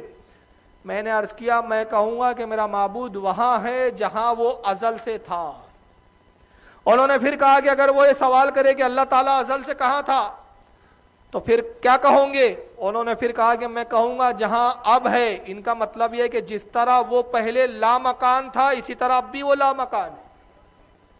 پہلے بھی مکان کی اس کو حاجت نہیں تھی اور اب بھی اس کو مکان کی حاجت نہیں تھی۔ صفحہ نمبر اس کا دوسرا دیکھیں 137، آگے وہ وہی واقعہ لکھ رہے ہیں، کہتے اس پر ابو عثمان مغربی مجھ سے بہت خوش ہوئے اور اپنی قمیض اتار کر مجھے دی۔ میں نے امام ابو بکر بن فورق سے سنا، وہ فرماتے تھے، میں نے ابو عثمان مغربی سے سنا، وہ فرماتے تھے کہ میرا عقیدہ کسی قدر خدا کی جہد کے متعلق تھا، لیکن میں بغداد پہنچا تو یہ عقیدہ جاتا رہا۔ اس پر میں نے اپنے ان ساتھیوں کو جو مکہ میں تھے لکھ بھیجا کہ میں از سر 9 مسلمان ہوا ہوں۔ یعنی دیکھیے ائمہ کا قول بیان کریں، امام ابو بکر فورق کہتے ہیں کہ ابو عثمان مغربی جو بہت بڑے صوفی اور بزرگ ہے، عالم ہے، وہ کہتے ہیں میرا پہلے یہ عقیدہ کیا تھا کہ اللہ سمتوں میں گھرا ہوا ہے، جگہوں میں گھرا ہوا ہے، جگہ پر ہے۔ بعد میں جب میرے سمجھ میں آیا، اللہ نے مجھے توفیق دی کہ یہ عقیدہ غلط ہے، تو میں نے اپنے اس عقیدے سے توبہ کی اور اپنے دوستوں کو خط کیا لکھا کہ اے میرے دوستو اب میں دوبارہ نیا مسلمان ہوا ہوں۔ یعنی مطلب یہ کہ وہ یہ مانتے ہیں کہ یہ تسلیم کرنا کہ اللہ جگہ میں ہے، گھرا ہوا ہے، سمتوں میں ہے، عرش پر ہے، یہ گویا ان کے نزدیک کفر کا عقیدہ ہے، اس کو کفری عقیدہ مانا گیا ہے۔ صفحہ نمبر 141 ہے اسی کتاب کا۔ شبلی سے کسی نے الرحمن علی العرش استویٰ کے متعلق سوال کیا تو فرمایا رحمان تو ازل سے موجود ہے اور عرش حادث ہے۔ اللہ تو ازل سے اور عرش حادث سے، پہلے تھوڑی تھا، بعد میں بنا، لہذا یہاں مراد یہ ہے العرش بالرحمن استویٰ، عرش کا قیام اللہ سے۔ امام شبلی فرما رہے ہیں کہ اس آیت میں مراد یہ نہیں ہے کہ اللہ عرش پر بیٹھا، بلکہ اس کی مراد کیا ہے کہ عرش کا قیام، یعنی اللہ کی قدرت سے یہ عرش ٹھہرا ہوا ہے۔ امام جعفر صادق فرماتے ہیں جو شخص یہ کہے کہ اللہ تعالیٰ کسی چیز کے اندر ہے یا کسی چیز میں ہے یا کسی چیز کے اوپر ہے تو پھر وہ چیز اللہ کی حامل ہوئی اور اللہ محمول ٹھہرا۔ یعنی اگر کہے عرش کے اوپر ہے، آسمانوں کے درمیان میں ہے، عرش کے بیچ میں ہے، عرش کے نیچے ہے، جگہ پہ ہے، بیٹھا ہوا ہے، تو وہ اللہ کی حامل ہوئی، یعنی معاذ اللہ اللہ اس میں گھرا ہوا ہے اور وہ چیز اللہ کو گھیرے ہوئے۔ اگر کسی چیز کے اندر ہے تو خدا محصور ہوا، اور اگر کسی شے میں اس کو تسلیم کیا جائے تو ماننا پڑے گا کہ اللہ محصور ہوا، یعنی قید ہو گیا معاذ اللہ اس میں، اور اگر کسی چیز میں ہے تو محدث ٹھہرا، یعنی پہلے موجود نہ تھا اور اب وجود میں آیا۔ یہ سب شرک کے مستوجب ہے، یعنی شرک کی باتیں ہیں۔ تو امام جعفر صادق کے نزدیک عرش پر بیٹھنا، ماننا، یہ تسلیم کرنا، یہ شرک کی طرح ہے، شرک کی طرف لے جاتا ہے۔ اب آئیے کچھ اعتراض میں یہاں ان کے بیان کر رہا ہوں، بلکہ اعتراض نہیں ہے، یہ انہوں نے دلائل دیے ہیں۔ یہ ایک مولوی صاحب ہیں، ان کا نام ہے ابو زید ضمیر صاحب۔ غیر مقلدین آج کل ان پہ بڑا فخر کرتے ہیں اور مانتے ہیں کہ صاحب یہ بہت بڑے اس وقت کے اسکالر ہیں۔ یہ چند باتیں کیا بیان کر رہے ہیں استوا اور اللہ کے بیٹھنے کے تعلق سے ذرا سماعت فرمائیں. اللہ ہر جگہ ہے. ایک بہت بڑا طبقہ ہے جس کا عقیدہ آج یہ ہے کہ اللہ ہر جگہ ہے. وہ یہ سمجھتے ہیں کہ اللہ کو ہر جگہ ماننا اللہ کی قدرت کو ہر اعتبار سے پاورفل ماننا ہے، کہ اللہ کی قدرت کا اظہار ہے کہ اللہ کو ہی مانا جائے ہر جگہ ہے. حالانکہ اللہ کو ہر جگہ ماننا اللہ کو محدود کرنا ہے، اللہ کو محدود کرنا ہے، اور اللہ تعالیٰ کی شان میں گستاخی ہے. ایک لمبا موضوع ہے، اس پہ تفصیل سے میں بہت زیادہ گفتگو نہیں کروں گا. اللہ کو ہر جگہ ماننا اللہ کو جگہ میں محدود کرنا ہے. کیوں؟ اس لیے کہ جگہ کیا ہے؟ محدود ہے کہ لا محدود ہے؟ محدود. تو اللہ ہر جگہ ہے یعنی اللہ جگہ میں ہے. تو اللہ کو ہم نے کیا کیا؟ محدود کیا کہ لا محدود کیا؟ اللہ کو محدود کر دیا ہم نے. اور یہ ایسا جملہ ہے جو نہ اللہ کے نبی صلی اللہ علیہ وسلم نے کہا، نہ صحابہ نے کہا، نہ سلف نے کہا.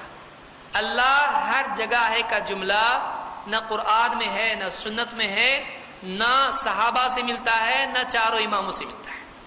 لا کے بتاؤ اللہ ہر جگہ ہے کا جملہ کہیں نہیں، یہ کسی جگہ نہیں ہے. اللہ ہر جگہ ہے کا جملہ کسی جگہ آپ کو نہیں ملے گا. یہ کس جگہ ملے گا؟ جن کو علم کم ہے ان کی عقل میں اس کو جگہ ملے گی آپ کو. تو اللہ ہر جگہ ہے کیا؟ نہیں، ہمارا عقیدہ نہیں ہے. اللہ تعالیٰ عرش پر ہے، ساتوں آسمانوں سے اوپر، عرش سے بھی اوپر. کیوں؟ اس لیے کہ اللہ تعالیٰ کو ہم جگہ میں محدود نہیں مانتے ہیں. جب ساری جگہیں ختم ہو جاتی ہیں اس سے اوپر اللہ تعالیٰ ہے. تو یہ زیادہ اچھا عقیدہ ہے کہ جگہ میں ماننا اچھا عقیدہ ہے. پھر جب جگہ نہیں تھی تو کہاں تھا؟ جگہ تو بعد میں آئی کہ پہلے سے ہے جگہ. اللہ نے آسمان و زمین بنائے تو یہ جگہ ہے. تو اللہ تعالیٰ اس سے پہلے بھی تو تھا نا. تو اللہ تعالیٰ کو یہ ماننا کہ اللہ تعالیٰ ساتوں آسمانوں سے، سب زمین سے سب سے اوپر ہے، وہ جگہ میں نہیں ہے، یہ عقیدہ اچھا ہے. یہ ماننا اچھا ہے کہ اللہ ہر جگہ میں ہے. آپ سوچئے. دوسری بات، ہر جگہ میں ماننا یہ اللہ کی ذات میں عیب پیدا کرتا ہے.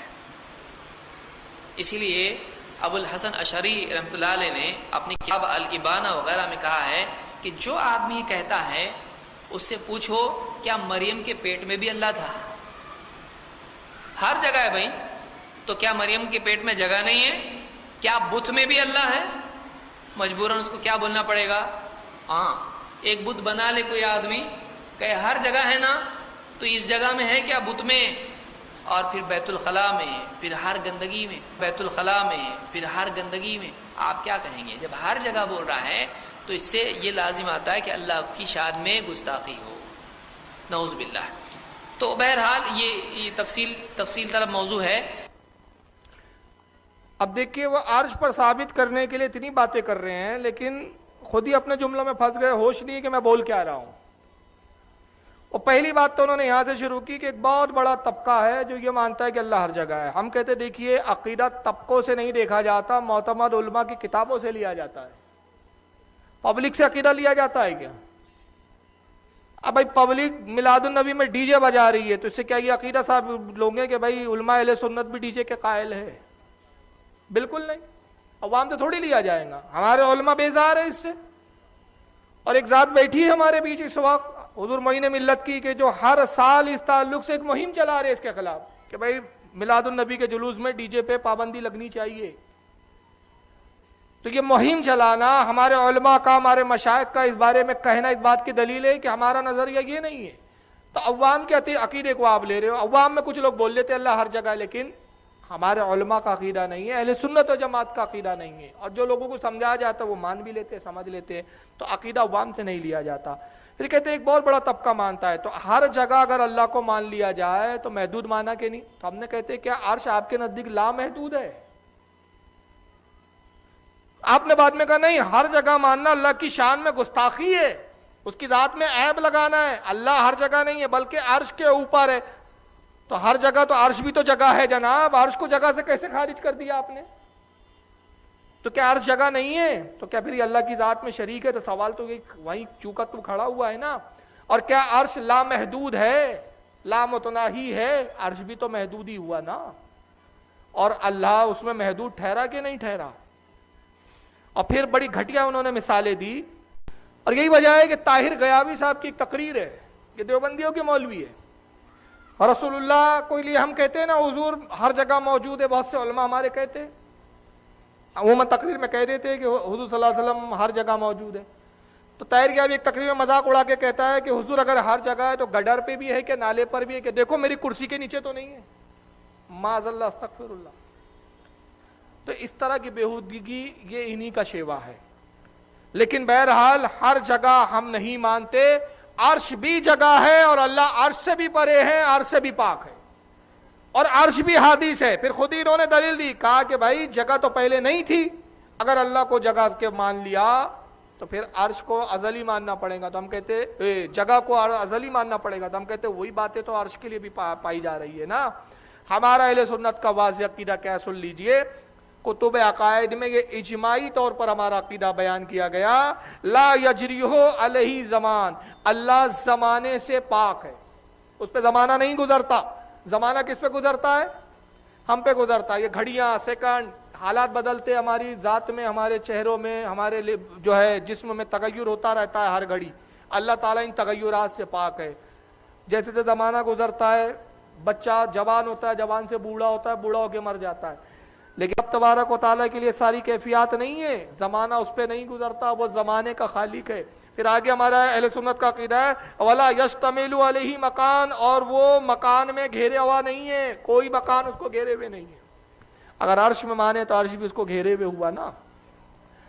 حضرت شاہ عبدالحق محدث دہلوی رحمۃ اللہ تعالی علیہ تکمیل الایمان عقیدے کی کتاب ہے، ان کی ایک چھوٹا رسالہ ہے، اس کے صفحہ 20 پر فرماتے ولا محدود ولا فی جہت ولا فی مکان ولا فی زمان، اللہ تعالیٰ محدود نہیں ہے، اس کی حدیں نہیں ہیں، وہ حدوں سے پاک ہے. اس کے لیے کوئی سمت نہیں ہے، وہ سمتوں سے پاک ہے. اور اس کے لیے کوئی مکان اور زمانہ اس کے لیے نہیں ہے، زمانوں سے اور مکانوں سے وہ پاک ہے. امام ربانی شیخ احمد سرہندی مجدد الفسانی رحمۃ اللہ علیہ اپنی مکتوبات ربانی جلد 3 صفحہ 63 پہ فرماتے الزمان و مکان و جہد در حضرت او تعالی گنجائش نیست ای ہما مخلوق اوانند. کہتے ہیں کہ مکان اور جہد سمتے اللہ تعالیٰ کے لیے اس کی کوئی گنجائش نہیں ہے کہ اللہ کے لیے مکان مانا جائے، اللہ کے لیے حد اور زمانہ مانا جائے. یہ سب مخلوق کے لیے، رب کے لیے نہیں ہے. حضرت شاہ عبدالعزیز محدث دہلوی، شاہ عبدالعزیز کو یہ بھی مانتے ہیں. شاہ عبدالعزیز محدث دہلوی رحمۃ اللہ علیہ تحفہ اثناء عشریہ صفحہ نمبر 141 عقیدہ نمبر 13 کے تحت فرماتے ہیں کہ حق تعالیٰ را مکان نیست. کہتے ہیں کہ حق تعالیٰ کے لیے، اللہ تعالیٰ کے لیے کوئی مکان نہیں ہے کہ کسی مکان میں وہ ہو. وَأُورَا جَهَتِ أَسْفَاقُ وَتَحْتِ مُتَوَسِّرْ نیست، اور اللہ کے لیے سمت اوپر نیچے یہ تصور ہی نہیں کیا جا سکتا. یہ ہمارے لیے یہ اوپر ہے اور یہ نیچے ہے، اللہ کے لیے کوئی چیز نیچے نہیں اور کوئی چیز اوپر نہیں. اوپر نیچے ان چیزوں سے وہ پاک ہے. فتاوی قاضی خان جو فقہ حنفی کی مسائل کی فقہ کی مشہور کتاب ہے، اس کی جلد نمبر 4 صفحہ 884 باب ما یکون کفرا من المسلم، اس کے اندر فتاوی قاضی خان میں لکھا گیا کہ رجل قال خدائے بر آسماں می دانت کہ من چیزیں ندارم یکون کفرا لان اللہ تعالی منزہ عن المکان. کہتے ہیں کہ اگر کسی شخص نے یہ کہا کہ میرے پاس کوئی چیز نہیں ہے، یہ آسمان والا خدا اچھے سے جانتا ہے کہ ابھی میں کنگال ہوں، آپ کی زبان میں سمجھاؤں، کوئی کہے کہ بھائی میں کنگال ہو چکا، آسمان کا خدا یہ اچھے سے جانتا ہے، تو فرماتے یقول کفر، اس نے کفر کیا، وہ کافر ہو گیا. یہ کہنے پر کافر ہو گیا. کیوں کافر؟ اس لیے ہوا کہ ان اللہ تعالی منزہ عن المکان، اس لیے کہ اللہ مکان سے پاک ہے، اور اس نے آسمان والا، آسمانوں میں جو خدا ہے کہا، یعنی اس نے آسمانوں میں خدا کو محدود سمجھا. اس نے کہا نا، جملہ یہ ہے کہ خدا آسمان میں جو ہے وہ جانتا ہے میرے پاس کچھ نہیں ہے، وہ کافر ہو گیا. فتاوی عالمگیری میں جلد نمبر 2 صفحہ 259 کے اندر ہے یکفر باثبات المکان اللہ تعالی. کہتے ہیں کہ کفر ہے کہ اللہ تعالیٰ کے لیے جگہ اور مکان ثابت کیا جائے. لیکن آئیے میں نے فقہ حنفی سے دلائل دیے کہ ہمارے ہاں تو یہ کفر کہا گیا، کفر فقہی ہے یہ کہ صاحب اللہ کے لیے مکان اور زمان جو ہے یہ طے کیا جائے. لیکن ان لوگوں نے ابھی غیر مقلدوں میں یہ کلپیں بہت چل رہی ہے اور یہ بات کئی عالموں نے ان کے کہی، لیکن میں یہاں صرف 2 ہی عالموں کو پیش کر رہا ہوں ان کے، کیونکہ یہ 2 عالم اس وقت ابھی ان کی جماعت میں بڑی قدر کی نگاہ سے دیکھے جا رہے ہیں۔ ہماری تردید میں وہ یہ دلیل پیش کرتے ہیں کہ امام اعظم ابو حنیفہ کا یہ عقیدہ تھا کہ اللہ تعالیٰ عرش کے اوپر ہے، اور جو یہ نہ مانے وہ کافر ہے۔ آئیے پہلے ایک کلپ سنیں، اس کے بعد پھر جواب دیتے ہیں۔ ابو زید ضمیر کو میں سنا رہا ہوں، ذرا سنیے۔ امام ابو حنیفہ کا عقیدہ کیا ہے انہی کی کتابوں میں دیکھتے ہیں۔ امام ابو حنیفہ کا عقیدہ کیا ہے انہی کی کتابوں میں دیکھتے ہیں۔ امام الذہبی کی کتاب ہے العلو، العلو اللہ کے اوپر ہونے کے بارے میں کتاب ہے۔ اب یہاں رک رہا ہوں، دیکھیے جملہ کچھ ہے، دلیل کچھ ہے۔ واقعی غیر مقلد بہت بڑے جھوٹے ہوتے ہیں۔ وہ کہہ رہے ہیں امام ابو حنیفہ کا عقیدہ کیا ہے انہی کی کتابوں میں دیکھتے ہیں، یعنی سننے والے کو لگے کہ اب امام ابو حنیفہ کی کوئی کتاب پیش کر رہے ہیں، دلیل میں کیا لا رہے؟ امام ذہبی کی کتاب العلو۔ ارے ذہبی کی کتاب پیش کر رہے ہو اور عقیدہ امام ابو حنیفہ کا بتا رہے ہو، کتاب ابو حنیفہ کی بتا رہے ہو، تو امام ابو حنیفہ کی کتاب تھوڑی ہے یہ۔ آپ خود کہہ بھی رہے ہو کہ العلو کا حوالہ ہے، لکھنے والے کون ہیں؟ علامہ ذہبی، تو ذہبی کا حوالہ دے رہے ہیں، اور جملہ پہلے کیا ہے؟ کیا عقیدہ امام ابو حنیفہ کے انہی کی کتابوں سے دیکھتے ہیں۔ تو یہ تو دوگلی پالیسی اور لوگوں کو دھوکہ دینا ہوا۔ کیا ہے انہی کی کتابوں میں دیکھتے ہیں۔ امام ابو حنیفہ کا عقیدہ کیا ہے انہی کی کتابوں میں دیکھتے ہیں۔ امام الذہبی کی کتاب ہے العلو، العلو اللہ کے اوپر ہونے کے بارے میں کتاب ہے۔ اس کے صفحہ 118 پر کہتے ہیں کہ ابو مطیع، جن کا نام الحکم ابن عبداللہ البلخی ہے، جنہوں نے الفقہ الاکبر نام کی کتاب لکھی ہے، الفقہ الاکبر نام کی کتاب لکھی ہے، الفقہ الاکبر۔ اب یہاں رک گیا دوسرا جھوٹ۔ ابو المطیع البلخی، جن کا نام کیا ہے پورا؟ الحکم ابن عبداللہ البلخی، ان سے یہ لکھا ہے، اور یہ کون ہے؟ الحکم ابن عبداللہ البلخی، جن کی کنیت ابو مطیع ہے، انہوں نے الفقہ الاکبر نام کی کتاب لکھی۔ اب یہ کتاب امام اعظم ابو حنیفہ کی طرف منسوب ہے، لیکن دوسرا غیر مقلد کیا کہتا ہے؟ محمد علی، میں یہاں روک رہا ہوں اس کلپ کو، محمد علی صاحب کو سن لیجیے اس کلپ کی، اس کتاب کے بارے میں کیا کہتے ہیں، الفقہ الاکبر کے بارے میں۔ الفقہ الاکبر کتاب سے، جو حنفیوں کے نزدیک بنیادی کتاب ہے، بڑی چھوٹی سی کتاب ہے، عقائد کے اوپر امام حنیفہ رحمۃ اللہ علیہ کی طرف وہ منسوب کرتے ہیں، ظاہر ہے وہ اس کو مانتے ہیں کتاب کے ان کی ہے۔ ہمارے نزدیک تو وہ کتاب امام حنیفہ کی وفات کے تقریباً 250 سال بعد لکھی گئی ہے، اس کی سند کوئی نہیں ہے، لیکن چونکہ حنفی مانتے ہیں تو ان کے لیے تو وہ دلیل ہے۔ اب ایک غیر مقلد کہہ رہا ہے کہ وہ کتاب کی سند نہیں ہے، 250 سال بعد لکھی ہے، حنفی مانتے ہیں کہ امام ابو حنیفہ کی ہے، اور اختلاف بھی کس پر ہے کہ امام اعظم کی ہے یا نہیں۔ اور یہ صاحب نے دوسرا جھوٹ کیا بولا کہ الفقہ الاکبر جو ہے وہ ابو موتی بلخی کی لکھی ہوئی ہے۔ اب آئیے چاہے پھر وہیں سے سنیے کہ ابو موتی بلخی کے بارے میں امام ابو حنیفہ کا عقیدہ یقول الاکبر، کہتے ہیں سألت ابا حنیفہ، میں نے امام ابو حنیفہ سے پوچھا، عمن یقول، کسی آدمی کے بارے میں جو یوں کہتا ہے لا اعرف ربی فی السماء او فی الارض، میں نہیں جانتا، مجھے نہیں معلوم اللہ آسمان میں ہے یا زمین پہ ہے، میں نہیں جانتا اللہ آسمان پر ہے یا زمین پر، مجھ کو نہیں معلوم۔ فقال قد کفر لأن اللہ تعالی یقول الرحمن علی العرش استوى وعرشه فوق سماواته۔ امام ابو حنیفہ کا جواب کیا ہے؟ امام ابو حنیفہ رحمۃ اللہ علیہ فرماتے ہیں اس آدمی نے جس نے کہا میرے کو نہیں معلوم اللہ آسمان پہ کہ زمین پہ، اگر ایسا بولتا ہے اس نے کفر کیا، اس نے کفر کیا۔ کیوں؟ اس لیے کہ اللہ تعالیٰ خود قرآن میں فرماتا ہے رحمان اپنے عرش پر مستوی ہوا اور اس کا عرش 7 آسمانوں کے اوپر ہے۔ تو ایسا جو آدمی کہتا ہے وہ اس نے کیا کیا؟ کفر کیا۔ پوچھنے والے نے پھر پوچھا، وہ آدمی اگر یوں کہے کہ میں یہ کہتا ہوں کہ رحمان عرش پر ہے، اللہ عرش پر ہے، ولیکن لا یدری العرش فی السماء فی الارض، لیکن یہ معلوم نہیں کہ عرش آسمان پر ہے یا زمین پر، ٹھیک ہے اللہ عرش پر ہے لیکن عرش آسمان پہ کہ زمین پہ نہیں معلوم، تو قال اذا انکر अन्नहु फिस्समा फ़क़द कफ़र। इमाम अबू हनीफा कहते हैं अगर उसने इस बात का भी इनकार किया कि अर्श आसमान में नहीं है, अगर ऐसा वो कहता है तब भी उसने कुफ्र किया। इमाम अज़्ज़ाहबी ने अपनी किताब अल-उलू में इसको जिक्र किया है। कहाँ है पब्लिक, कहाँ है पब्लिक, क्या अकीदा है बताइए। इमाम अबू हनीफा बोल रहे हैं ऐसा अल्लाह हर जगह है। इमाम अबू हनीफा कह रहे हैं अर्श आसमान पर है और अल्लाह अर्श के ऊपर है। ये इमाम अबू हनीफा का अकीदा है, ये कौन मानेगा। इमाम अबू हनीफा का अकीदा ये बताया कि अबू मोती बल वो रिवायत करते हैं, वो बयान करते हैं कि एक शख्स ने इमाम आज़म अबू हनीफा से पूछा कि कोई शख्स ये कहता है कि अल्लाह कहाँ है, आसमान में है कि ज़मीन पे है, मुझे नहीं मालूम। तो इमाम अबू हनीफा ने कहा जो ये कहे कि अल्लाह कहाँ है नहीं मालूम वो काफिर हो गया। और अभी तक मैं यही अकीदा बयान कर रहा हूँ ना कि अल्लाह जगह से पाक है, ऊपर नीचे सिमतों से पाक है। और इमाम अबू हनीफा का कौल नकल करके कह रहे हैं कि इमाम आज़म कह रहे हैं वो शख्स काफिर हो गया। उसने फिर सवाल किया उस साहिल ने दोबारा कि अल्लाह कहाँ है, तो इमाम आज़म ने कहा कि कुरान में अल्लाह ने फरमाया ना कि वो अर्श के ऊपर है, अल्लाह अर्श के ऊपर है।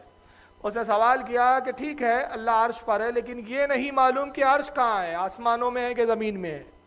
जो ऐसा सवाल करे उसके बारे में क्या हुक्म है। तो इमाम आज़म ने उसके बारे में भी कहा कि वो भी काफिर हो गया। और ये किस किताब से उन्होंने पेश किया, अल-उलू इमाम ज़हबी की। अब आइए इनकी सुन लीजिए, मौलाना तालिबुर रहमान साहब पाकिस्तान के, उन्होंने भी इसी किताब से ये हवाला पेश किया, लेकिन किताब दूसरी है, रिवायत यही बयान कर रहे हैं, उनकी भी सुनिए। इमाम अबू हनीफा रहमतुल्लाह अलैह बर्रे सगीर में चूंकि इनकी तकलीद करने वाले ही लोग मौजूद हैं, इनको इमाम आजम कहा जाता है कि चार इमामों में सबसे बड़े इमाम अबू हनीफा रहमतुल्लाह अलैह हैं। इनके फजाइल बयान किए जाते हैं। उनसे पूछिए कि वो इस अकीदे के बारे में क्या नजरिया रखते हैं कि जो आदमी ये अकीदा रखे कि अल्लाह अर्श पर नहीं। किताब का नाम है शरह अकीदा तहाविया। इसको लिखने वाला भी हनफी और इसकी शरह करने वाला भी हनफी। मुती बल्खी इमाम अबू हनीफा रहमतुल्लाह अलैह के शागिर्द हैं। मुती बल्खी इमाम अबू हनीफा रहमतुल्लाह अलैह से पूछते हैं कि एक आदमी ये अकीदा रखता है कि अल्लाह ताला अर्श पर नहीं। इमाम साहब जवाब में फरमाते हैं फकत कफर, उस आदमी ने कुफर किया जो ये कहता है कि अल्लाह ताला अर्श पर नहीं। मुती बल्खी कहते हैं कि अगर वो आदमी ये मान ले कि अल्लाह ताला अर्श पर है, लेकिन ये कहे मुझे इल्म नहीं कि अल्लाह का अर्श कहां है, आसमानों के ऊपर है या जमीन के नीचे है, मुझे इसका इल्म नहीं, तो इमाम अबू हनीफा रहमतुल्लाह अलैह फरमाते हैं फहुवा काफिरुन, वो काफिर है, दारा इस्लाम से खारिज है।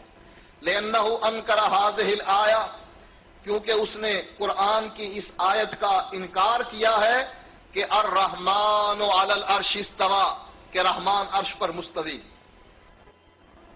इमाम दोनों हजरात ने ये रिवायत बयान की, बस इसके ऊपर थोड़ी सी गुफ्तगू और फिर इख्तिताम कर दूंगा मैं, फिर इंशाअल्लाह हजरत से भी कुछ कलमात हसना हमको सुनने हैं। दोनों हजरात ने वाक़यात लफ्ज़ों के हेर फेर के साथ बयान किया, मफ़हूम एक ही है, दोनों ने अलग अलग किताबों के हवाले दिए। अबू ज़ैद ज़मीर साहब ने जिस किताब का हवाला दिया वह अल्लामा ज़हबी की किताब है अल-उलू। तालिबुर रहमान साहब ने जिस किताब का हवाला दिया उस किताब का उन्होंने नाम लिया शरह अक़ीदतुत तहविया। ये लिखी हुई है हज़रत इमाम इब्न अबिल इज्ज़ की। अब आइए सुनिए, दोनों में रिवायत बयान की गई अबू मोती बल्खी से। सबसे पहली बात, अबू ज़ैद ज़मीर की अगर तरफ हम रुजू करके बात करें, अल-उलू का उन्होंने हवाला दिया अल्लामा ज़हबी की किताब का, तो अल्लामा ज़हबी की तारीख़ विसाल क्या है ज़रा वो सुन लीजिए।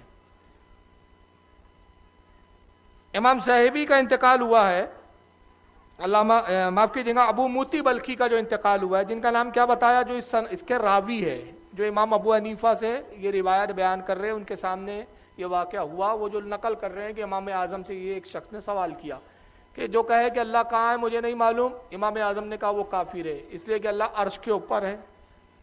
اس نے کہا عرش کہاں ہے مجھے نہیں معلوم, تو امام نے کہا وہ بھی کافر ہو گیا, اس لیے کہ عرش آسمانوں کے اوپر ہے جیسا کہ قرآن میں. ابو موتی بلخی جن کا نام الحکم ابن عبداللہ ہے, ان کی تاریخ وصال ہے 211 ہجری. کون سی کب وصال ہوا ان کا؟ 211 ہجری میں. اور علامہ ذہبی کی پیدائش ہوتی ہے 673 ہجری میں. علامہ ذہبی کب پیدا ہو رہے؟ 673 ہجری میں, یعنی ان کے انتقال کے 462 سال کے بعد یہ پیدا ہوئے.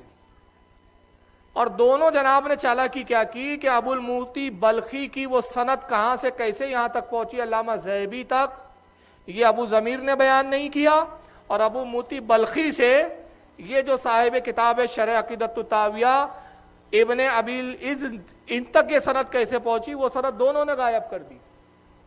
اس کی سند ہی نہیں ہے اصل میں. اور جس روایت کی سند نہ ہو وہ روایت منقطع ہوتی ہے, قابل اعتبار سند ہی نہیں ہے کہ ابو موتی بلخی سے ان تک آئی کیسے. علامہ ذہبی ڈائریکٹ ابو موتی بلخی کا قول نقل کر رہے ہیں, اور دونوں کے درمیان میں فاصلہ کتنا ہے؟ 462 ہجری کا. تو سوال یہ ہے کہ ابو موتی بلخی نے یہ کہا علامہ ذہبی تک آئی, تو اس درمیان کے سارے راوی غائب ہے. 462 سال کے سارے راوی غائب ہیں, ایک بھی راوی نہیں. کہ روایت تو منقطع ہیں, اور جو روایت منقطع ہو وہ قابل اعتبار نہیں. اب دوسری طرف آ جائیے, شرح عقیدۃ الطحاویہ کا حوالہ دیا انہوں نے, ابو کیا نام ہے, طالب الرحمان صاحب نے. شرح عقیدۃ الطحاویہ کے مصنف کون ہے؟ ابن ابی العز. ان کا وصال ہوا, ختم کر دیں جی, اچھا, ان کا انتقال ہوا 792 ہجری میں, 92 ہجری میں, 792 ہجری میں ان کا انتقال ہوا. اب آپ والی کتاب دیکھیے شرح عقیدۃ الطحاویہ, یہ پی ڈی ایف میں نیٹ پر بھی موجود ہے. اگر کسی کو ہارڈ کاپی میں نہ ملے تو نیٹ پہ ڈھونڈ لے, نیٹ پہ مل جائیں گی. انہوں نے جو قول بیان کیا, اس میں حوالہ کس کا دیا انہوں نے؟ کتاب الفاروق کا. شرح عقیدۃ الطحاویہ کے جو مصنف ہیں انہوں نے لکھا کہ یہ روایت کس کتاب میں ہے؟ الفاروق, کتاب الفاروق. اب کتاب الفاروق کے مصنف کون ہیں؟ ابو اسماعیل انصاری الحروی, جن کا وصال 481 ہجری میں ہوا. تو ابو موتی بلخی جن کا وصال 211 میں, اور الفاروق کے مصنف ابو اسماعیل انصاری الحروی 481 میں. تو ابن عز شرح طحاویہ کے جو مصنف ہے اور ابو موتی بلخی, ان دونوں کے درمیان میں جو فاصلہ ہے, دونوں کی جو آپ وصال اور پیدائش کی تاریخ جوڑیں گے تو 270 ہجری کا 270 سال کا فاصلہ ہے. تو ابو موتی بلخی سے ان کی کوئی ملاقات ثابت ہی نہیں, 270 سال کے بعد یہ پیدا ہوئے ان کے. اس کی بھی بیچ کی ساری سند غائب ہے, یعنی اس کتاب میں بھی سند نہیں اور اس کتاب میں بھی سند نہیں, دونوں کتابوں میں سند غائب ہے. شرح عقیدۃ الطحاویہ میں جس کتاب کے حوالے سے روایت بیان کی گئی وہ الفاروق ہے. یہ کتاب آج موجود ہی نہیں ہے. کوئی بھی اہل حدیث اگر جس میں دم خم ہو تو یہ کتاب الفاروق ہم کو دکھا دے. یہ کتاب دنیا سے ناپید ہو چکی ہے ہی نہیں. پھر پانچواں پوائنٹ یہ ہے کہ کتاب الفاروق معتبر بھی نہیں ہے. اگر وہ کتاب اول تو ملتی نہیں ہے, اب کسی قدیم نسخے میں, کسی قدیم لائبریری میں اگر کسی کے ہاں ہو, مل بھی جائے مشکل سے, تو معتبر نہیں. اس کی دلیل کیا ہے؟ خود علامہ ذہبی جن کا حوالہ ان صاحب نے دیا ہے, جن کی وصال کی تاریخ 748 ہجری ہے, اپنی کتاب جرح و تعدیل اور اسماء و رجال کی بڑی مشہور کتاب ہے سیار الاعلام النبلاء, جلد 18 صفحہ 509 پر وہ لکھتے ہیں کہ کتاب الفاروق میں ضعیف, باطل اور موضوع ہر طرح کی حدیث ہے. علامہ ذہبی اس کتاب کے بارے میں خود کہہ رہے کہ کتاب معتبر نہیں ہے, کہ اس میں باطل حدیثیں بھی لائی گئی ہے, باطل روایتیں بھی بیان کی گئی ہے. اسی طرح امام ابن حجر عسقلانی متوفی 892 ہجری, 892 ہجری میں ان کا انتقال ہوا. فتح الباری شرح البخاری جلد 13 صفحہ 468 پہ فرماتے ہیں کہ کتاب الفاروق کا جو لکھنے والا تھا, اس نے اپنی کتاب میں بہت مبالغے سے کام لیا, بڑا چڑھا کے لکھتا تھا. مبالغہ عموماً ضمن میں بیان ہوتا ہے, ضمن میں کہ جھوٹ بولنا, گڑ دینا, بڑا چڑھا کے بیان کرنا. ابن حجر کہتے ہیں کہ اس کی وجہ سے لوگ الفاروق کے مصنف ابو اسماعیل الحروی کو تانا دیا کرتے تھے, جھوٹا اور کذاب کہا کرتے تھے. تو اول تو جس کتاب کا حوالہ ہے وہ کتاب معتبر نہیں، کتاب موجود نہیں، اور اس کا جو مصنف ہے اس پر بھی جرائے ہوئی ہے. اور پھر ابو موتی بلخی جو ہے جس کا یہ حوالہ نوٹ کر رہے ہیں، یہ راوی بھی معتبر نہیں. اب یہ بہت ساری رائے ہیں لیکن ابھی وقت نہیں اتنا، میں صرف نام لے کے ایک اجماعی طور پہ بات عرض کر دوں کہ علامہ ذہبی ہو، ابن معین ہے، امام نسائی، امام احمد ابن حنبل، امام ابو داؤد، امام ابن حبان، امام بخاری، امام ابن حاتم، یہ تمام محدثین نے لکھا اس کے بارے میں، ابو موتی بلخی کے بارے میں، کہ یہ ضعیف راوی ہے، جھوٹی حدیثیں گڑا کرتا تھا. بعض نے کذاب تک کہا اس کو کہ بہت ہی بڑا کذاب ہے، بہت بڑا جھوٹا ہے. تو ابو موتی بلخی جس کی یہ روایت بیان کر رہے ہیں وہ راوی بھی معتبر نہیں ہے. اور پھر سب سے بڑی مزیدار بات کیا ہے، طالب الرحمان صاحب نے موتی بلخی حنفی، لکھنے والا حنفی، بیان کرنے والا حنفی بول کے زور دیا کہ حنفیوں کی کتاب میں لہذا بات بڑی معتبر ہے. لیکن خود طالب الرحمان صاحب نے کتاب لکھی تبلیغی جماعت والوں کے رد میں، جس کا نام ہے تبلیغی جماعت کے عقائد، صفحہ نمبر 52 پر وہ خود کہتے ہیں اس راوی کے بارے میں، ابو موتی بلخی جو ہے یہ انتہائی کذاب اور جھوٹی حدیث گڑھنے والا ہے. جس راوی کے بارے میں خود یہ جرح کر چکے، اب اپنا مطلب تھا تو یہاں دوگلا پن انہوں نے یہ کیا کہ اسی راوی کو معتبر بتا کے پیش کر دیا. تو لہذا یہ روایت بالکل صحیح نہیں ہے، قابل اعتبار نہیں. اور ابو موتی بلخی کی اس روایت سے قطعاً ثابت نہیں ہوتا کہ امام اعظم ابو حنیفہ کا یہ عقیدہ ہے کہ اللہ تعالیٰ عرش پر بیٹھا ہے. اہل سنت کا یہی عقیدہ ہے کہ اللہ بیٹھنے، اٹھنے، چلنے پھرنے سے پاک ہے، جگہ سے پاک ہے. عرش پر بیٹھنا اس کی شان نہیں ہے، اس لیے کہ عرش حادث ہے، پہلے نہیں تھا، بعد میں وجود میں آیا. دوسری بات، عرش مخلوق ہے، اللہ مخلوق کا سہارا لینے سے پاک ہے. عرش پر بیٹھنا اللہ کی شان نہیں بلکہ یہ اس کی ذات پر عیب لگانا ہے. عرش پر بیٹھنا کس کی شان ہے؟ عرش پر بیٹھنا اس کی شان ہے جو تمام مخلوق میں سب سے افضل ہو. اور سب سے افضل ذات کون ہے؟ ہمارے نبی کریم صلی اللہ تعالی وسلم، ان کی شان ہے کہ عرش پر جلوہ گر ہو. اس کو مفسرین نے بھی اپنی تفسیروں میں لکھا کہ قیامت کے دن عرش پر رسول اللہ جلوہ گر ہوں گے. اور اس کو اعلیٰ حضرت نے یوں بیان کیا، وہی لامکاں کے مکی ہوئے، سر عرش تخت نشی ہوئے، یہ نبی ہے جن کے یہ ہے مکا، وہ خدا ہے جس کا مکا نہیں. وما علینا الا البلاغ المبین.